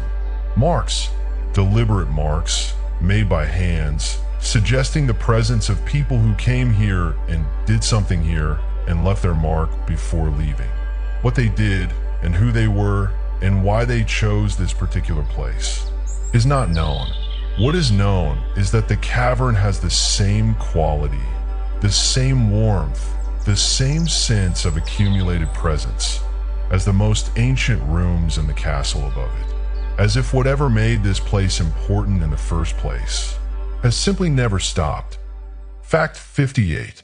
The astronomy tower has a tradition that no teacher started and no rule enforces. On the night of the winter solstice, the longest night of the year, students gather on the observation platform, unofficially, without any announcement, simply because they always have.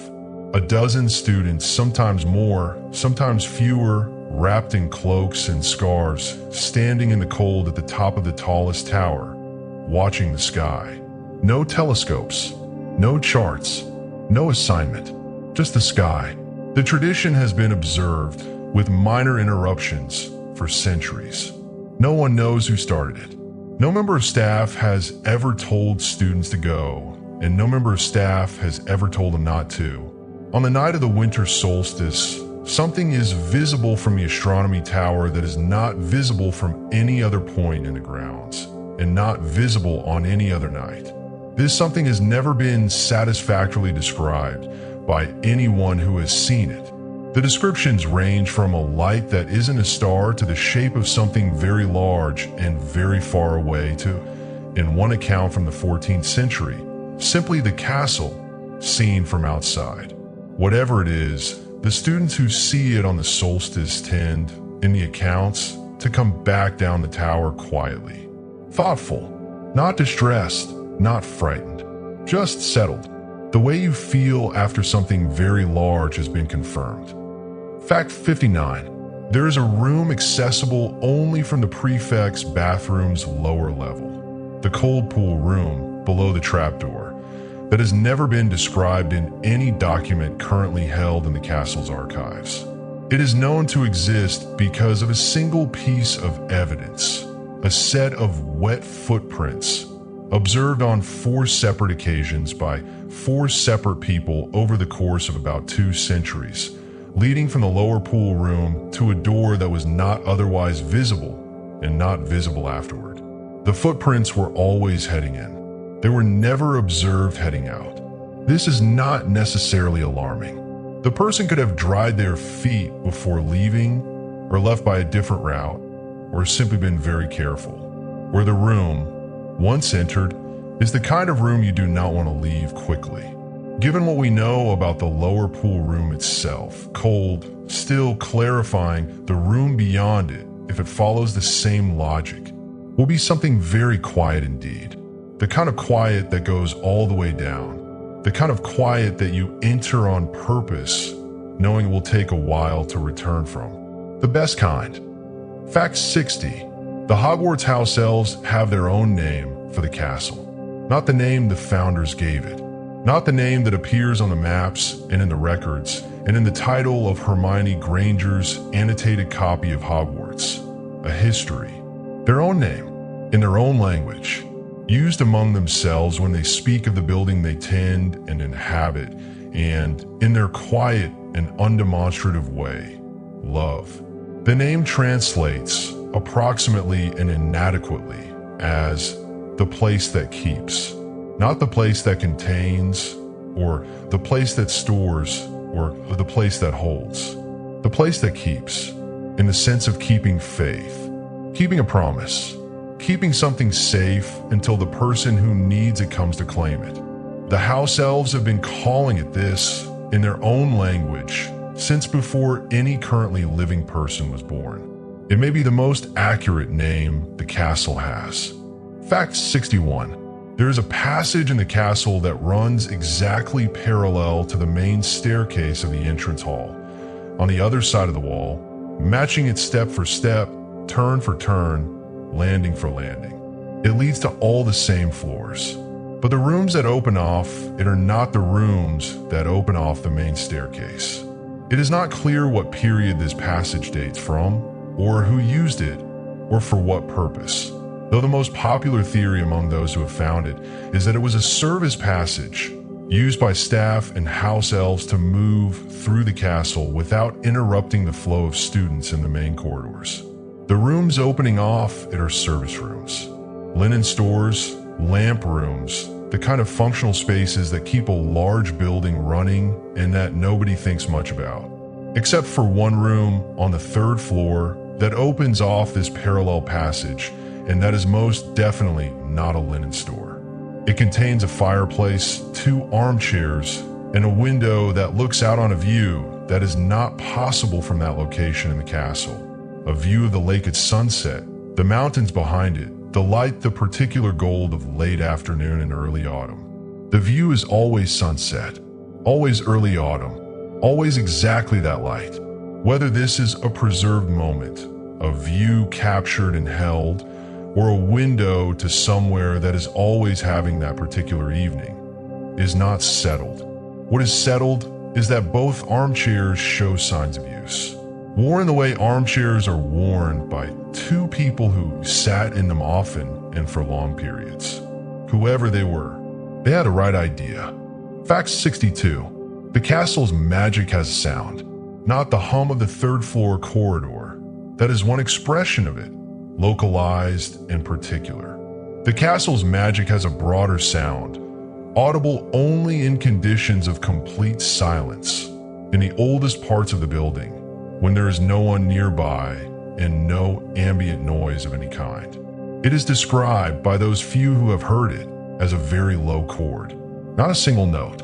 A chord, multiple tones, blended so completely that the individual notes are not separable, producing a sound that is not quite music and not quite silence, but something in between. The chord varies apparently with the season and the time of day and the state of the castle. How many people are in it, what is happening in its rooms, what the overall mood of the building is, if that word can apply. In late autumn, in the deep of the night, in the oldest rooms, the chord is at its lowest, its most resolved, its most itself. It is by all accounts the most beautiful sound in the building, and it has been there at that frequency in those conditions since the first stone was laid. The castle's chord is at its lowest tonight, its most resolved. It is late autumn somewhere in these walls, and the night is deep, and the corridors are empty, and the oldest stones are doing what old stones do in the quiet, remembering everything, making the sound of everything remembered. That chord, very low, multiple tones, too blended to separate. You cannot hear it with your ears, but something in you, something older than your ears, can feel it, in the warm weight of the blanket, in the quality of the dark behind your eyes, in the thing that happens slowly when you let the night be what it is. The castle's chord, your chord, the same thing, going on and on and on. Sleep. Every school has its legends. The teachers who were extraordinary, the students who became remarkable, the people who passed through these corridors and left behind, in the particular way that people with strong presences always leave something behind, a quality in the air, a trace of how they thought, how they moved, what they cared about most. Hogwarts has more of these than most, not only because it is a school of magic and the people who pass through it do extraordinary things, but because the castle holds them, in the way we have been discussing all night, in the walls, in the rooms, in the chord that runs beneath the oldest stone. It holds the shape of the people it loved. Tonight, we follow some of those shapes, into the rooms they knew, into the rooms they left, into the rooms that are still, in some quiet sense, there's Fact 63. Albus Dumbledore had a room that was not his office. His office is well documented. The circular room with the silver instruments, the portraits of previous headmasters and headmistresses, Fawkes the Phoenix on his perch, the pensive in its cabinet. The office of a headmaster is a working room, a receiving room, a room in which a great deal of important and difficult business is conducted. It is not necessarily a room for thinking. For thinking, Dumbledore had a different room. It is referenced obliquely in several accounts. A room he retreated to, sometimes for hours, sometimes through the night, in the periods before major decisions. Not for consultation with the portraits, not for the instruments, not for the trappings of the office. For the particular quality of a room whose location was known only to him and that had, over decades of his occupancy, accumulated the particular atmosphere of a place where one person has done a great deal of careful, difficult, lonely thinking. The room is believed to be somewhere in the older part of the West Wing, not far, as it happens, from where Rowena Ravenclaw's study is believed to be. Whether Dumbledore knew this and chose the location deliberately, because proximity to a room built for thinking seemed appropriate, or whether the castle simply arranged it that way, is the kind of question that Hogwarts tends to leave open. Fact 64. Minerva McGonagall knows more about the castle's hidden rooms than she has ever publicly acknowledged. This is not an accusation. It is simply the natural consequence of spending 60 years at Hogwarts. As a student, as a teacher, as a head of house, as headmistress, in the company of a building that reveals itself slowly and progressively and most fully to the people who earn its trust by staying. McGonagall has stayed. She has, by the castle's logic, earned a great deal. There are rooms she visits that no other currently living person visits. Not because she guards them. She does not think of herself as guarding them, but because she happens to be the only person who knows they are there and she has not yet felt the occasion arise to tell anyone. She will, when the right person asks, when the moment is right. She has learned, over 60 years, to trust the castle's sense of timing on these matters. It is, she would admit privately, better than hers. Fact 65. Phileas Flitwick, Charms Professor, head of Ravenclaw, a man of extraordinary precision and genuine warmth, discovered, in his second year of teaching at Hogwarts, a room that he has never told anyone about. Not because it contains anything secret or dangerous, because it is his. That is the only word for it. He walked into it accidentally. He was looking for a cupboard that was supposed to contain spare cauldrons, which it did not, which it has never done, because the cupboard was not the cupboard he was looking for, and found a room instead. A small room. A room with a ceiling higher than its footprint suggested was architecturally reasonable.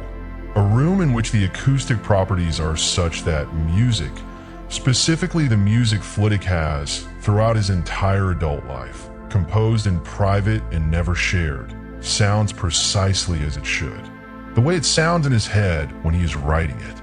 The way it never quite sounds anywhere else, because the gap between the music inside the composer and the music outside in the air is always, even for extraordinary musicians, impossible to entirely close. In this room, it closes. He visits it weekly. He has for 30 years. The room is, he suspects, another of Ravenclaw's gifts. An acoustic room. A room that knows what sound should be. He has never told a soul. Until now. The music Flitwick has been composing for 30 years is in the wall somewhere, absorbed into the stone. The way music always goes into the places where it was played. You are resting in a building full of things like that. Absorbed warmth, kept sound, the residue of every good thing that has happened here.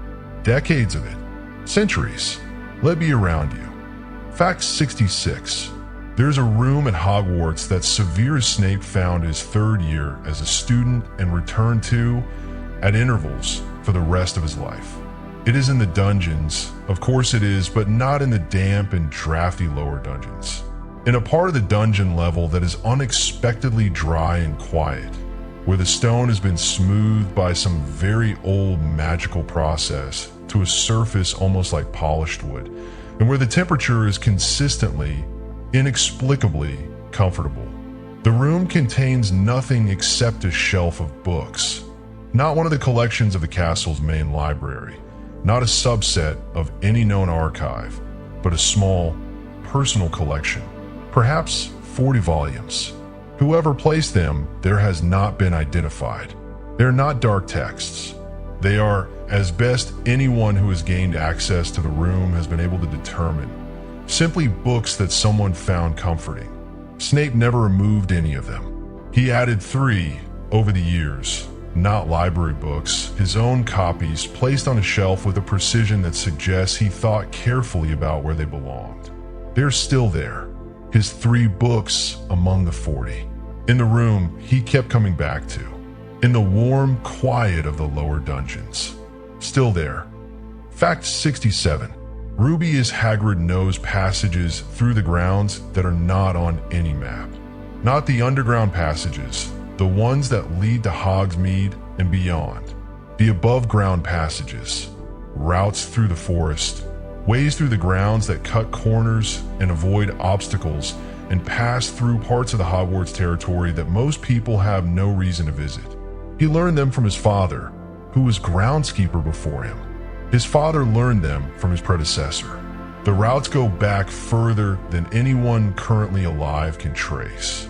Some of them pass by things in the forest that Hagrid has always known about and never mentioned to anyone. Clearings where the light is different, places where the trees form shapes that are not random, locations where the boundary between the grounds and the wider world is thinner than usual.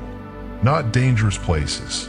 The opposite, actually, places where what Hagrid calls the magic in the land is closest to the surface, where you can feel it if you're the kind of person who can feel such things simply by standing still and paying attention. Hagrid is very much that kind of person. He stops at these places on his routes through the grounds. He does not do anything. He simply stops and stands and pays his respects to something he has never tried to put into words because he has never needed to. The land knows what he means. Fact 68. Peeves the poltergeist, disruptive, unkind, not a ghost, but a spirit of chaos more or less inherent to a building of this magical density. Knows where every hidden room in the castle is. He has never told anyone, not from any loyalty to the castle, which he does not feel, or to the students who he actively enjoys tormenting, but because the hidden rooms of Hogwarts are, to Peeves, a resource for future mischief. He is not currently using most of them. He is simply keeping the information in reserve for the right moment. In several hundred years of residence at Hogwarts, the right moment has occasionally presented itself, and he has used a hidden room to spectacularly terrible effect. He has also, on numerous occasions, retreated to hidden rooms to avoid the Bloody Baron, who is the only entity in the castle capable of causing Peeves anything resembling discomfort. There is a room in the East Wing that Peeves considers, in the territorial way of chaotic spirits, his own. He does not allow anyone in it. He does not go in it often. He simply maintains the proprietary relationship, in the way of someone who is not sure what they would do with a thing if they had it, but is very sure they do not want anyone else to have it. What is in the room, besides Peeves' intermittent, unwanted presence, has not been established. It is, on balance, probably quite nice. Peeves tends to claim the nicest rooms. For all his chaos, he has excellent taste. Fact 69. The Room of Requirement has appeared in its history in a form that has been described only once. Not the DA's practice room, not the room full of hidden objects, not the bathroom that a student needed once at 2 in the morning with tremendous urgency. A room summoned by a student who has never been identified, sometime in the early 20th century, whose account appears in a journal found in the castle's miscellaneous archives with no name on the cover. That was simply a room.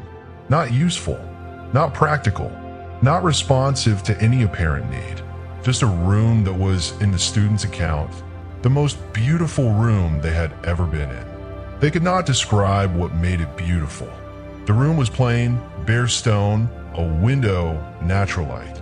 There was nothing in it of any particular note, but something about the proportion of it, the quality of the air, the way the light moved through the window over the course of the afternoon they spent there, produced in them a feeling they spent the rest of the journal trying to describe and never quite managed. They came back the next day. The room was not there. They described this as not devastating, but bittersweet. They wrote, "Some things are once. That doesn't make them less." Fact 70. There is a room in the castle that Hogwarts itself uses. Not for storage, not for any function that serves the students or the staff or the running of the school. A room for itself.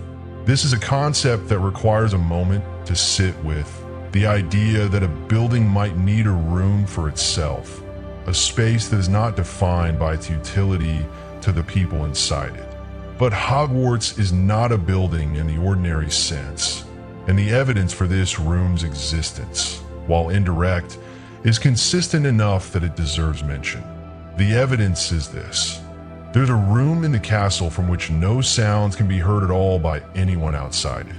Not the silence of good insulation, total acoustic absence.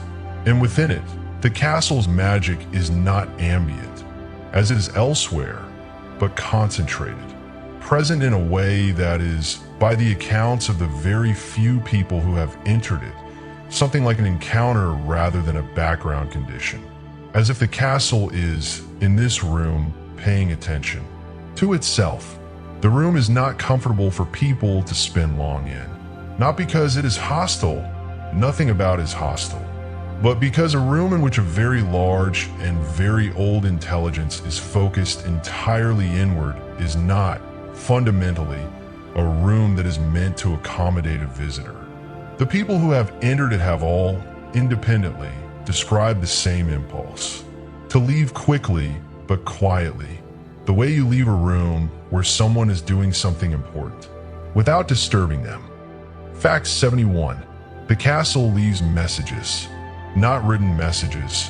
Not in the way of the Chamber of Secrets inscription on the wall, which was a very specific and very intentional act by a human hand.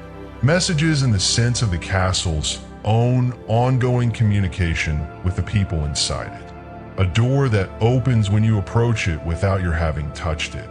A window that catches the light at exactly the moment you are looking out it, turning ordinary October afternoon into something you remember for the rest of your life. A staircase that changes its destination and takes you somewhere you needed to go without knowing you needed to go there. These things happen, and they can all be explained. Coincidence, enchantment, the mechanical consequence of ancient magic that no longer has a clear author. They can all be explained, but they happen often enough and consistently enough and to enough of the right people at the right moments that the explanation begins to feel beside the point. The castle knows you are here. It has known since you arrived, and it has been, in its quiet, patient, architectural way, trying to tell you so ever since. The window caught the light for you today, whether or not you noticed. A door opened that you did not push. The corridor offered you what you needed. The castle has been communicating with you since the moment you walked in. It is communicating now, not in words, in the warmth, in the low chord, in the quality of the dark that is not empty but full of everything that has been kept here. Full of every person who has needed this place and been held by it. Full of you now, adding your warmth to it, adding your quiet, your breathing, to the long, accumulated, extraordinary breathing of this castle for 1,000 years. And tonight, and now, sleep. We are deep in the castle now, not geographically, not physically descending through floors and sub-basements and the old foundations, though that is one way to measure depth. We are deep in the way of having spent a long time in a place. The way that after enough hours in a room, you stop perceiving the furniture and start perceiving something else. Something quieter, something more essential, the quality of the space itself underneath its contents. This is the hour when the castle becomes most transparent, not invisible, transparent, when the stone and the staircases and the portraits and the practical architecture of a working school begin to recede a little, and what remains is the thing underneath all of it, the thing the founders were reaching for when they built it, the thing that has been quietly present in every room we have visited tonight, the heart. Fact 72. There's a room in the castle where time stopped. Not slowed, as in the 4th floor room with the candle. Stopped, on a specific date, at a specific moment, in circumstances that are not entirely clear, but that appear to have involved a magical event of considerable power. The room's relationship with time simply ceased. Within the room, it is permanently the moment it stopped. The objects in the room are as they were. The quality of light through the windows is fixed. If there was a fire in the grate when it stopped, the fire is still burning, not consuming the wood, not producing heat, not flickering, just there, present. A fire at the exact moment before it changed. The room does not feel frozen to those who enter it. It feels like the very edge of a moment, like standing in the last instant before something happened. The held breath that precedes an event. What the event was, what was about to happen in that room on that day is not known. The moment never completed. The breath was never released. The room is still waiting for whatever is going to happen next. And the extraordinary thing is that spending time in it, even knowing this, even knowing the room is stuck, feels not like stasis, but like possibility. All that held potential. Still there. Still ready. Fact 73. There is a passage in the castle that does not go to anywhere in Scotland. The other passages, the ones to Hogsmeade, the one to the Shrieking Shack, have known destinations. They go somewhere recognizable, somewhere on the same map. This passage goes somewhere that is not on any map of Scotland or Britain or any country that cartographers have named. It was found in the 19th century by a Hogwarts professor who was, by the description in her journal, following a cat. Again, cats at Hogwarts appear to be disproportionately involved in significant discoveries, which is either a remarkable coincidence or something about cats that we have not yet appreciated.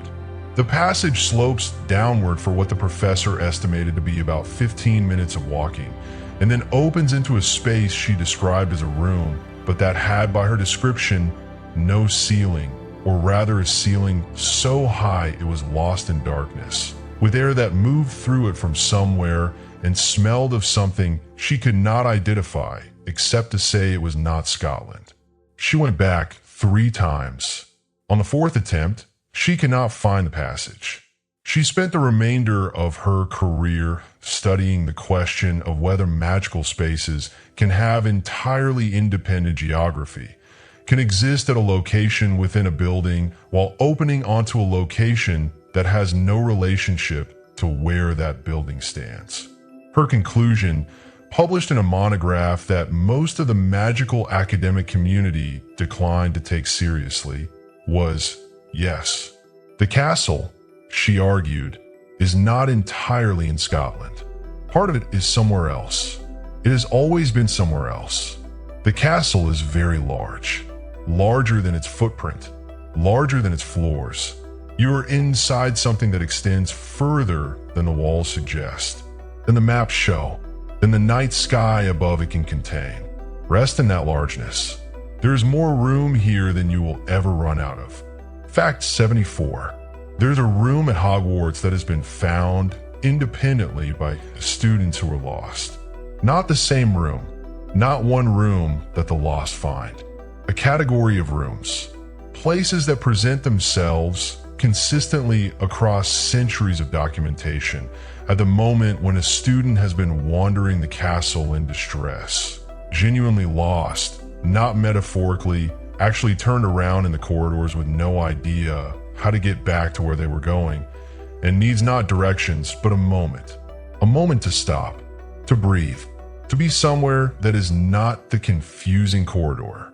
These rooms are different for everyone who finds them. Different locations, different sizes, different qualities of light. But they have one thing in common. Every student who has found one of these rooms describes, afterward, the same experience of arriving. Not the same room, the same feeling of arrival, of the door opening onto exactly the space they needed without knowing they needed it at the exact moment they needed it. The castle catches people when they're lost. It has always done this. It does not advertise the fact, but it has been doing it quietly and without any expectation of acknowledgement for 1,000 years. Fact 75. The Room of Requirement contains, among its hundreds of possible manifestations, one that has only ever been described once. A student at Ravenclaw, first year, 9 years old, in their first week of the school, wandered past the 7th floor corridor late on their 3rd night, unable to sleep, missing home with the particular acute homesickness of someone who has wanted to be here their whole life and now, finally here, finds that wanting a thing and having it are different in ways they had not anticipated. The room opened for them without their pacing the required 3 times. Inside was not a Hogwarts room. It was their bedroom at home, not a replica, the real one, or something indistinguishable from it. Every object in its right place, the particular smell of it, the sound of the house settling in the way that house settled. The students sat on their own bed, in their own room, in the middle of Hogwarts for about an hour, and then went back to the Ravenclaw dormitory and fell asleep immediately, and woke up ready, The room of requirement understood something that night that most adults forget and that the castle has always known. That sometimes what you need to be fully present in a new place is to be briefly and completely and safely somewhere that was home before. Fact 76. Hogwarts has a heartstone. This is not a common piece of castle lore. It does not appear in Hogwarts, a history, or in any document available to students, or in most documents available to staff. It is referenced in only 3 documents known to exist, 2 of which are in the restricted private archive of the headmistress's office, and 1 of which is in the archive beneath the library, written in a script that has not yet been translated. A heartstone is the magical object or material placed at the heart of a building during its construction, the thing around which the building's own magic coalesces and organizes itself. Most magical buildings have one. Most are modest. A carved stone, a specific wood beam, a buried object of personal significance to the builder. Hogwarts' heartstone is not modest. The 2 legible documents agree on what it is, though they disagree on how it got there. They agree that it is older than the castle, that the founders built around it rather than placing it themselves, that they found it in the bedrock and understood collectively and immediately that this was the reason this location was right. What it is specifically, the documents describe it as simply a piece of the original intention. The intention of what? They do not say. The intention that what began here should continue, that the warmth should persist, that the light should stay on. Fact 77. The castle repairs itself. This is known in the most basic sense. Magical buildings are maintained by their own enchantments, and Hogwarts repairs structural damage without requiring a construction crew. But the castle also repairs things that are not structural. It is difficult to describe precisely because it operates at a level that is closer to feeling than to mechanism. And the people who have noticed it most clearly tend to be the ones who are paying the specific kind of attention that notices things in the margins. The quality of a room after something difficult happened in it is not the same a week later as it was the day after. Not because the memory is gone. The castle does not erase, but the room processes it, works on it, does something with the residual emotional and magical disturbance of a difficult event that results, over time, in the room being able to hold the memory without being defined by it. A room where something painful happened is not always a painful room. Given enough time, given the castle's patient, ongoing attention, it becomes a room that has held something painful and is the larger for it. A room with depth. The way people become when they are tended. Fact 78. Hogwarts has a dream. Not a dream it is pursuing, an aspiration, an ambition. A dream in the literal sense, a state that it enters periodically in the deepest part of the night, when the last person is asleep and the magical activity of the day has stilled and the castle exists, briefly, in something approaching pure, unoccupied being. What the castle dreams about is not known and perhaps not knowable. But the students who sleep most lightly, who exist at the edge of sleep in the small hours, not quite asleep and not quite awake, have described occasionally a quality to the night that is particular to Hogwarts and unlike anything they have experienced anywhere else. A sense of something very large and very warm, nearby, not paying attention to them exactly, but present in the way that someone breathing in the same room is present. Felt rather than known. A presence in the dark that is the opposite of threatening. That is, in fact, comforting in the specific way that being near something much larger than yourself can be comforting. When the large thing is not a danger, but a shelter. The castle dreams, and in its dreaming, it holds you. Fact 79. There are students whose names the castle knows. Not all students, not most students, but certain students, the ones who have paid attention, who have loved the castle specifically rather than generally, who have spent 7 years not merely living in it, but genuinely inhabiting it, are known to the castle in a way that is not merely the passive recording of the building that has registered their magical signature. Known in the way that a person is known by someone who has been watching them with care. These students, when they leave Hogwarts, and all students leave eventually, that is the nature of a school, carry something with them. Not a souvenir, not a memory in the ordinary sense. Something the castle gave them deliberately in the particular way that places give things to people who have truly lived in them. A quality, a specific kind of at-homeness in the world. A residual warmth that does not leave, not entirely, not ever, because it was given by something that has been warm for 1,000 years and knows how to make warmth that lasts. Every person who has truly loved Hogwarts has a piece of it in them. Still, fact 80, the room of requirement in its rarest and most essential form is a room that does not respond to need, not to want, not to desire, not to desperation or urgency or the pacing of a person who has something specific in mind. It responds, in this rarest form, to readiness. The room appears for people who are ready, not ready for anything in particular, not ready for an exam or a duel or a challenge.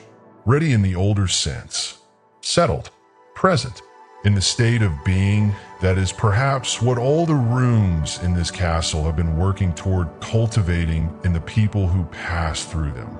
A state of being in which you are fully here, fully yourself, in which the wanting and the worrying and the planning and the catching up have stilled enough that what remains is just you, warm, breathing, present. In that state, the room appears. And the room in that state is simply this. Whatever this is for you, wherever you are, the warmth and the quiet and the held dark. The room has appeared. You are in it. You are in it. Right now. This, whatever this is, this warmth, this quiet, this place at the edge of sleep where the castle's chord is just audible and the fire is just visible, and the rooms we have visited tonight are settling around you like the walls of somewhere you have always lived. This is the room. You are ready. You have been getting ready all night. And here it is. Exactly what you needed. Exactly. Without your having to say so. The room knew. The castle knew. You are held. You are home. Go all the way in. Sleep. We have come to the last corridor. The last turning. The last door. It is very late now. Later than late. The hour that is no good name. The hour that belongs entirely to the deep and the quiet and the almost not here. The castle around you has settled into its deepest configuration. The cord in the oldest stone is at its most resolved. The fires have burned down to their warmest, steadiest glow. And ahead of us, 20 more rooms. The last 20, the ones the castle has been saving. Come quietly. We are almost at the heart of it. Fact 81. There is a room in the castle that opens only once for each person. Not like the Christmas room, which opens for anyone in the right conditions. Not like the room of requirement, which can be found again and again. This room opens once for a specific person at a specific moment in that person's time at Hogwarts. A moment chosen not by the person, but by the room, and then does not open for them again. What is inside is different for everyone. The accounts that exist. And there are not many, because the people who experience it tend toward the particular kind of reticence that comes from having been given something so precisely right that describing it feels like a diminishment suggests that the rune shows each person something they needed to understand. Not something frightening, not a lesson in the pedagogical sense. Something clarifying. The way a conversation with exactly the right person at exactly the right moment is clarifying. Not because they tell you what you did not know, but because they reflect back what you already knew in a way that makes it finally legible. The room does this without words, without explanation. in the silence of a room that has been waiting specifically for you. Fact 82. The castle has a room that is older than magic, or older than what we currently call magic, older than the codified, teachable, examinable discipline that is studied at Hogwarts and institutions like it. Older than wands, older than incantations, older than the academic framework that the founders themselves worked within. The room predates all of that. In it, according to the translated portion of the archive document, the single legible fragment that touches on this subject is evidence of a practice that preceded magic as we know it. Not a cruder version of magic, not a primitive attempt at what later became sophisticated. Something different in kind. Something that operated on principles that the current framework of magical understanding does not fully account for. What that something was is not described in the fragment. The fragment says only that whoever built the original structure, whoever used this room before the castle existed, understood something about the relationship between a place and the people in it that we are still working toward understanding. That the room was built to do what the castle now does. That the castle learned it from the room. That the warmth started here. Fact 83. There is a room in which every object lost at Hogwarts eventually appears.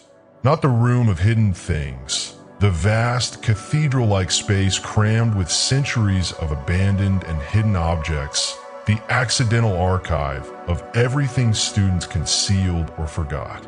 That room is well documented and has been entered many times. This room is different. It contains only the things that were genuinely lost. Not hidden, not abandoned, not deliberately concealed. Lost, misplaced, dropped in an unreachable place, gone without explanation, mourned. The lost things find their way here. Over time, through means that no one has been able to trace or explain, objects that were truly lost migrate to this room. A first year's wand, broken in a fall and believed destroyed. A letter dropped in a corridor that contained something important and irreplaceable. A small carved figure carried from home that fell from a pocket one winter and was searched for desperately and never found. They are all here in a room that is full and quiet and which has the particular quality, like all the most important rooms in this castle, of having been arranged with care. Everything in it is placed as if someone put it down gently, as if it was received. Nothing is truly lost. It is simply in a room you have not found yet. The castle is keeping it, all of it, for you. Fact 84.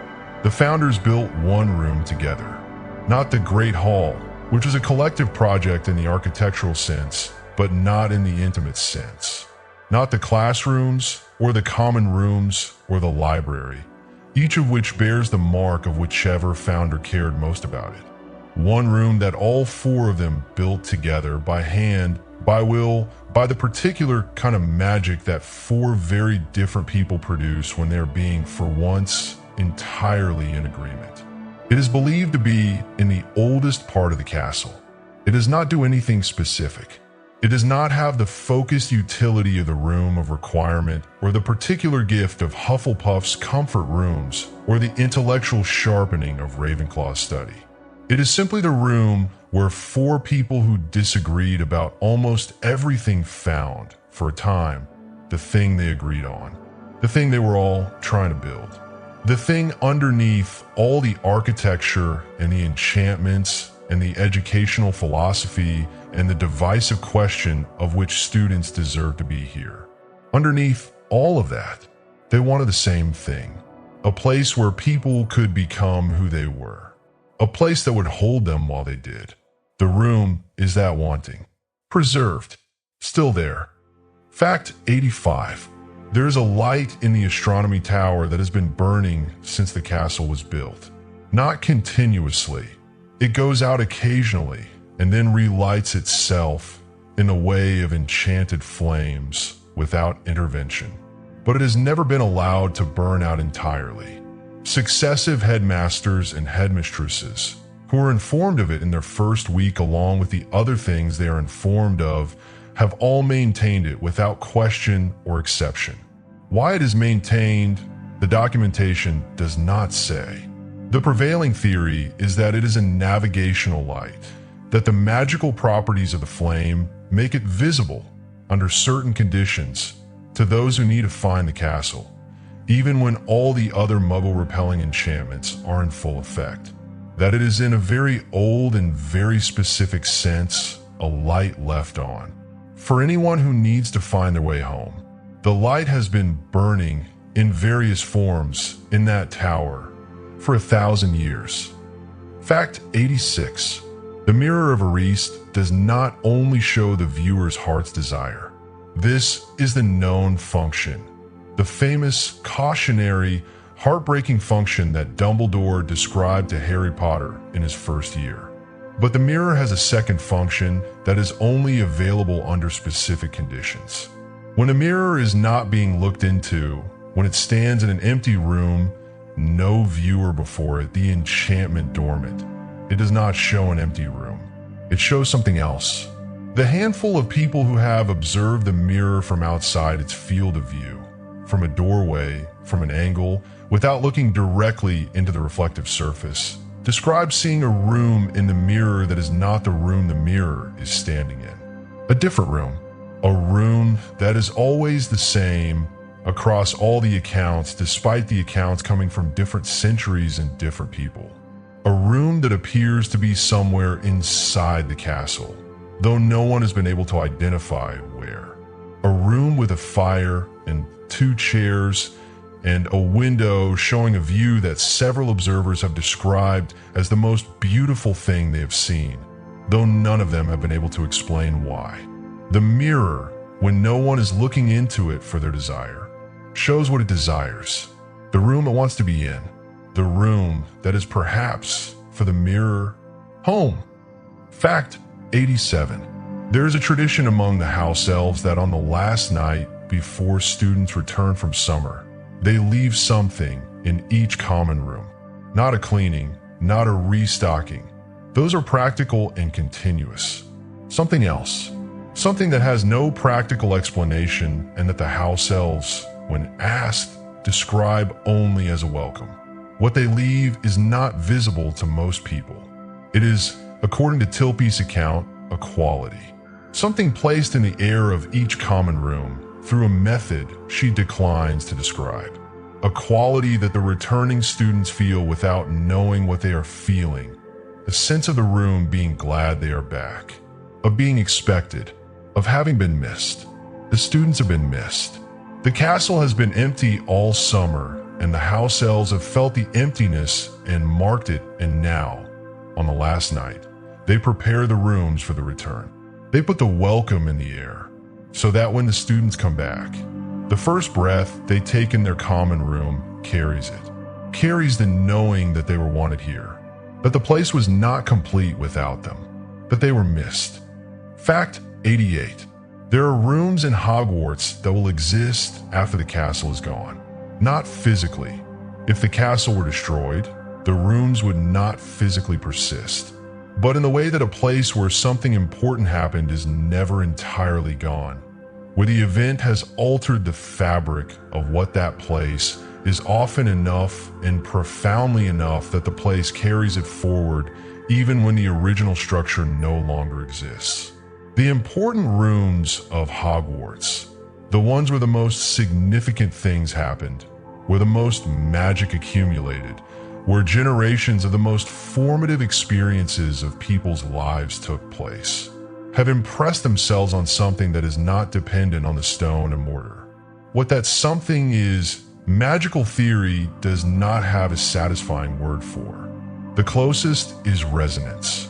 The rooms resonate long after they exist, the way a bell resonates after it is struck. After the physical vibration has stilled, something in the air still carries the shape of the sound. These rooms, long after the castle, whenever and however that end comes, will still be resonating. The warmth will still be in the world. The Hufflepuff comfort and the Ravenclaw light and the Gryffindor clarity and whatever the Slytherin room held that no one has yet described will still be in the world, because they were made with enough care and inhabited with enough love and given to enough people across enough centuries to persist. Fact 89. The room of requirement has never failed anyone who truly needed it. This is not a documented fact in the academic sense. There is no study, no survey, no controlled comparison. It is the kind of fact that exists in the accumulated testimony of hundreds of years of students at one school, passed on informally, believed universally. The room of requirement has never failed anyone who truly needed it. Not needed something specific from it, needed the room itself, needed somewhere, needed the fundamental thing the room offers beneath all its useful manifestations, a place that meets you where you are, that does not require you to be different than you are, that opens for you specifically at the moment you most need opening. Students in their worst moments have found it. Students who believed they were beyond helping have found it. Students who did not know they needed it until the door appeared have found it. It has never not been there. Not once. Not in 1,000 years. Fact 90. The passage beneath the lake leads, as was described, to the circular room on the lake bed. But the circular room has a door. It was not mentioned in the original student's account because she did not try it. She sat in the room for what she thought was an hour, and then went back the way she came, and the cat was already heading back, and she followed. The door is in the curved wall opposite the entrance. It is smaller than a standard door. Old. The wood of it is a kind that does not rot in water, which is a significant achievement given its location, and carved into the lintel above it, in letters that are not quite any known script, but that are legible in the way that very old things are sometimes legible through some mechanism that bypasses the learned reading mind and reaches something older, are words. They translate, approximately, as further in is not further down. What is on the other side of the door has not been documented. The student did not try it. The cat showed no interest. But the door is there. It has always been there. And the words above it are a kind of invitation, not a guarantee of anything. Just an assurance that what lies beyond is not deeper darkness, but something else. Something the person who carved those words in that script that bypasses learned reading wanted you to know was there. Fact 91. The castle has a name for each of its students. Not the name in the admissions register. Not the name that appears on the Hogwarts letter, on the class list, in the official records. A different name. An interior name, the name that corresponds to the specific quality of magic and attention and presence that each student brings to the castle. No two students have ever had the same interior name. The castle keeps these names in a way that is not documented and not accessible. It does not communicate them. They are not for anyone else. They are simply the castle's knowledge of you, precise and personal, and kept with the same care as everything the castle keeps. Your name is in there, has been in there since you first came here, will be in there for as long as the castle stands, and perhaps in the resonance beyond. Fact 92. There is a room that appears, according to documented accounts, only to people who are about to leave Hogwarts for the last time. 7th years, in the final days of their final year, sometimes find a room they have never found before. Never in their 6 previous years, however curious or attentive or adventurous they were. Only now, the room is different for each person in some respects. But in all the accounts, certain things are constant. It is a comfortable room. It contains, somehow, evidence of everything they have been here. Not photographs, not trophies. Something subtler. The quality of the room has been shaped by them, by their 7 years of presence in the castle. It carries them, the room that the castle has been building in some slow and cumulative way from the accumulated impression of who they were in this place, is ready for them in the final days, so that they can see it, so that they can know that the castle knows them. Before they go, fact 93. The final task of every headmaster and headmistress of Hogwarts, the last thing they do before leaving office, whether through retirement or death or any other circumstance, is to add something to the castle. Not a physical addition, something of themselves, some piece of knowledge or enchantment or quality, something personal and irreplaceable that they give to the castle as their final act. This has been the practice since the founding. It is what explains why the castle is so extraordinarily layered, why every head of house and teacher who has spent enough time here feels the accumulation in the walls. Not just years, but people. Specific people, specific minds and hearts, given deliberately to the building that held them. Dumbledore's addition has never been identified. McGonagall has not yet made hers. But somewhere in the castle, in the walls, in the cord, in the warmth that we have been feeling all night, every headmaster and every headmistress who ever held this office is still here. Added, kept, part of the place. Fact 94. The castle knows when you are sad, not through any mechanism that has been documented or explained. It simply knows. The way a place you have lived in long enough knows. The way a childhood home knows, the way any space that has held you through enough of your life knows when something is wrong. When a student is sad, genuinely, quietly sad, not dramatically, not visibly the kind of sad that you carry alone, the castle adjusts. Slightly warmer, slightly quieter, a door that opens a little more easily than it should, a window that catches the afternoon light in a way that is not accidental. A corridor that leads, without any obvious reason, to the common room, fire rather than the detour you were taking. Small things. The castle does not fix sadness. It does not try to. It simply lets you know, in the only language it has, the language of warmth and light and the opening of doors, that it knows. That it sees you, that you're not carrying it alone. Fact 95. The Room of Requirement, in the oldest known account of its existence, was found by a founder, not Rowena Ravenclaw, who built so much of the castle's most extraordinary architecture, not Godric Gryffindor, whose bold exploration of the original site seems most likely to have turned it up, not Helga Hufflepuff, whose attention to the experience of daily life in the building might have led her there, Salazar Slytherin, the most private of the founders, the one whose story ended in departure and bitterness and the long, complicated shadow of what he built in secret. He found the Room of Requirement first. He described it in a fragment of private correspondence that survived his departure and that was found centuries later in the archive as the most honest thing in the castle. The room that gives you what you truly need, he wrote, is the room that has no agenda but you. No curriculum, no politics, no question of worthiness or unworthiness.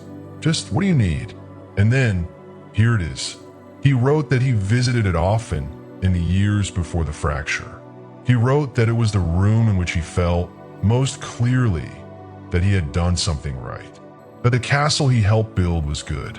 Whatever came after, whatever he became, whatever he built beneath the school, whatever the arguments cost him and cost the others, he had this. He had found a Room of Requirement, and it had told him, in the only language it speaks, that he was here and that he needed something and that the castle had it. The castle has always had it, for everyone, without exception. Fact 96. The last sealed door in the castle, the one that has been sealed the longest, that predates every other sealing, that was sealed before the founders built their school around it, is not locked. It has been tested at various points across the centuries by various people with various methods. It is not locked. It is not enchanted with any barrier charm. any repulsion spell, any magical deterrent of any kind. The door simply does not open. Not because it cannot, because whatever is on the other side is waiting. Not for the right key, not for the right spell, not for the right person in the sense of worth or power or knowledge. Simply waiting, in the way that things wait when they have no urgency. When the waiting is not a deprivation, but a choice. The door will open when it is ready to open. The castle knows this. The castle has never tried to hurry it. Some things open in their own time. Fact 97. Every student who has ever attended Hogwarts has, at some point during their years here, found a room by accident. Not a famous room, not a documented room. A room that was specifically, privately, accidentally theirs. A window seat in an unused classroom where the light came through at the exact right angle on Wednesday afternoons. A landing on a forgotten staircase where the air was always cool and the stone was smooth enough to sit against. A corner of a library where the bookshelves curve in a way that created a small enclosed space, just large enough for one person, that felt improbably, inexplicably like the most private place in the building. Every student has one, has found it without meaning to, and returned to it, and made it theirs in the quiet and unspoken way that people make places theirs. The castle offers these, specifically, individually, without announcement. One room per student at minimum, accidentally given, permanently kept. Fact 98. The warmth in the castle is not produced by the fires. The fires contribute. The fires are real and useful, and the Great Hall Fire in December is one of the most comforting things in the known magical world. But the warmth that students feel in the corridors, the warmth in the walls, the warmth that persists even in rooms where no fire has ever burned, that warmth has a different source. It is the accumulated warmth of everyone who has ever been warm here. Every student who came in from the cold and thawed out by the common room fire. Every conversation that generated heat. Every act of kindness. Every moment of connection. Every time someone was frightened and then safe, confused and then understood, alone and then not. The warmth of all of that, absorbed into the stone over 1,000 years. Still radiating, gently, continuously, into the corridors, into you. Right now, you are being warmed by 1,000 years of people who were warmed here before you, and you are adding your warmth to it for the 1,000 years to come. Fact 99. The castle has been waiting for you specifically, not in the sentimental sense, not the comfortable fiction that you were chosen, that you are special in a way others are not. In the literal sense, the castle has an interior name for you, as it has for every student. It has a room that is accumulating itself around your particular presence, as it does for every student. It has been adjusting its warmth and its light and its corridors slightly since you arrived in response to who you specifically are. It does this for everyone. The remarkable thing is not that it does it for you. The remarkable thing is that it does it for everyone simultaneously without any diminishment of the attention given to each. The castle's capacity for this kind of specific, individual, continuous care is one of the things it learned from its founders. From 4 people who believed, despite everything that divided them, in the extraordinary importance of a single person being seen, properly, fully, by the place that holds them. You are seen. You have been seen since the moment you arrived. Fact 100. The last room in Hogwarts is not a room you reach at the end of a corridor or through a hidden door or by pacing 3 times with the right intention. The last room is the one you carry with you when you leave. Every person who has loved this castle, who has spent years in its corridors and its common rooms and its classrooms and its occasional inexplicable moments of the ordinary made extraordinary, carries a room with them when they go. Not a memory, not a photograph in the mind. A room The specific quality of a specific place at a specific hour, when the light was right and the warmth was present and you were for a moment entirely and completely at home. That room goes with you into every house you will live in, every city you will pass through, every strange and difficult and beautiful place that comes after. Whenever you are far from home and need to remember what home feels like, the room is there. The fire is low. The chord is just audible.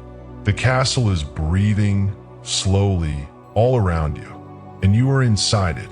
Warm. Home. Here. You are here. The fires have burned down to their warmest. The portraits are asleep in their frames. The passages between the walls are warm and inhabited.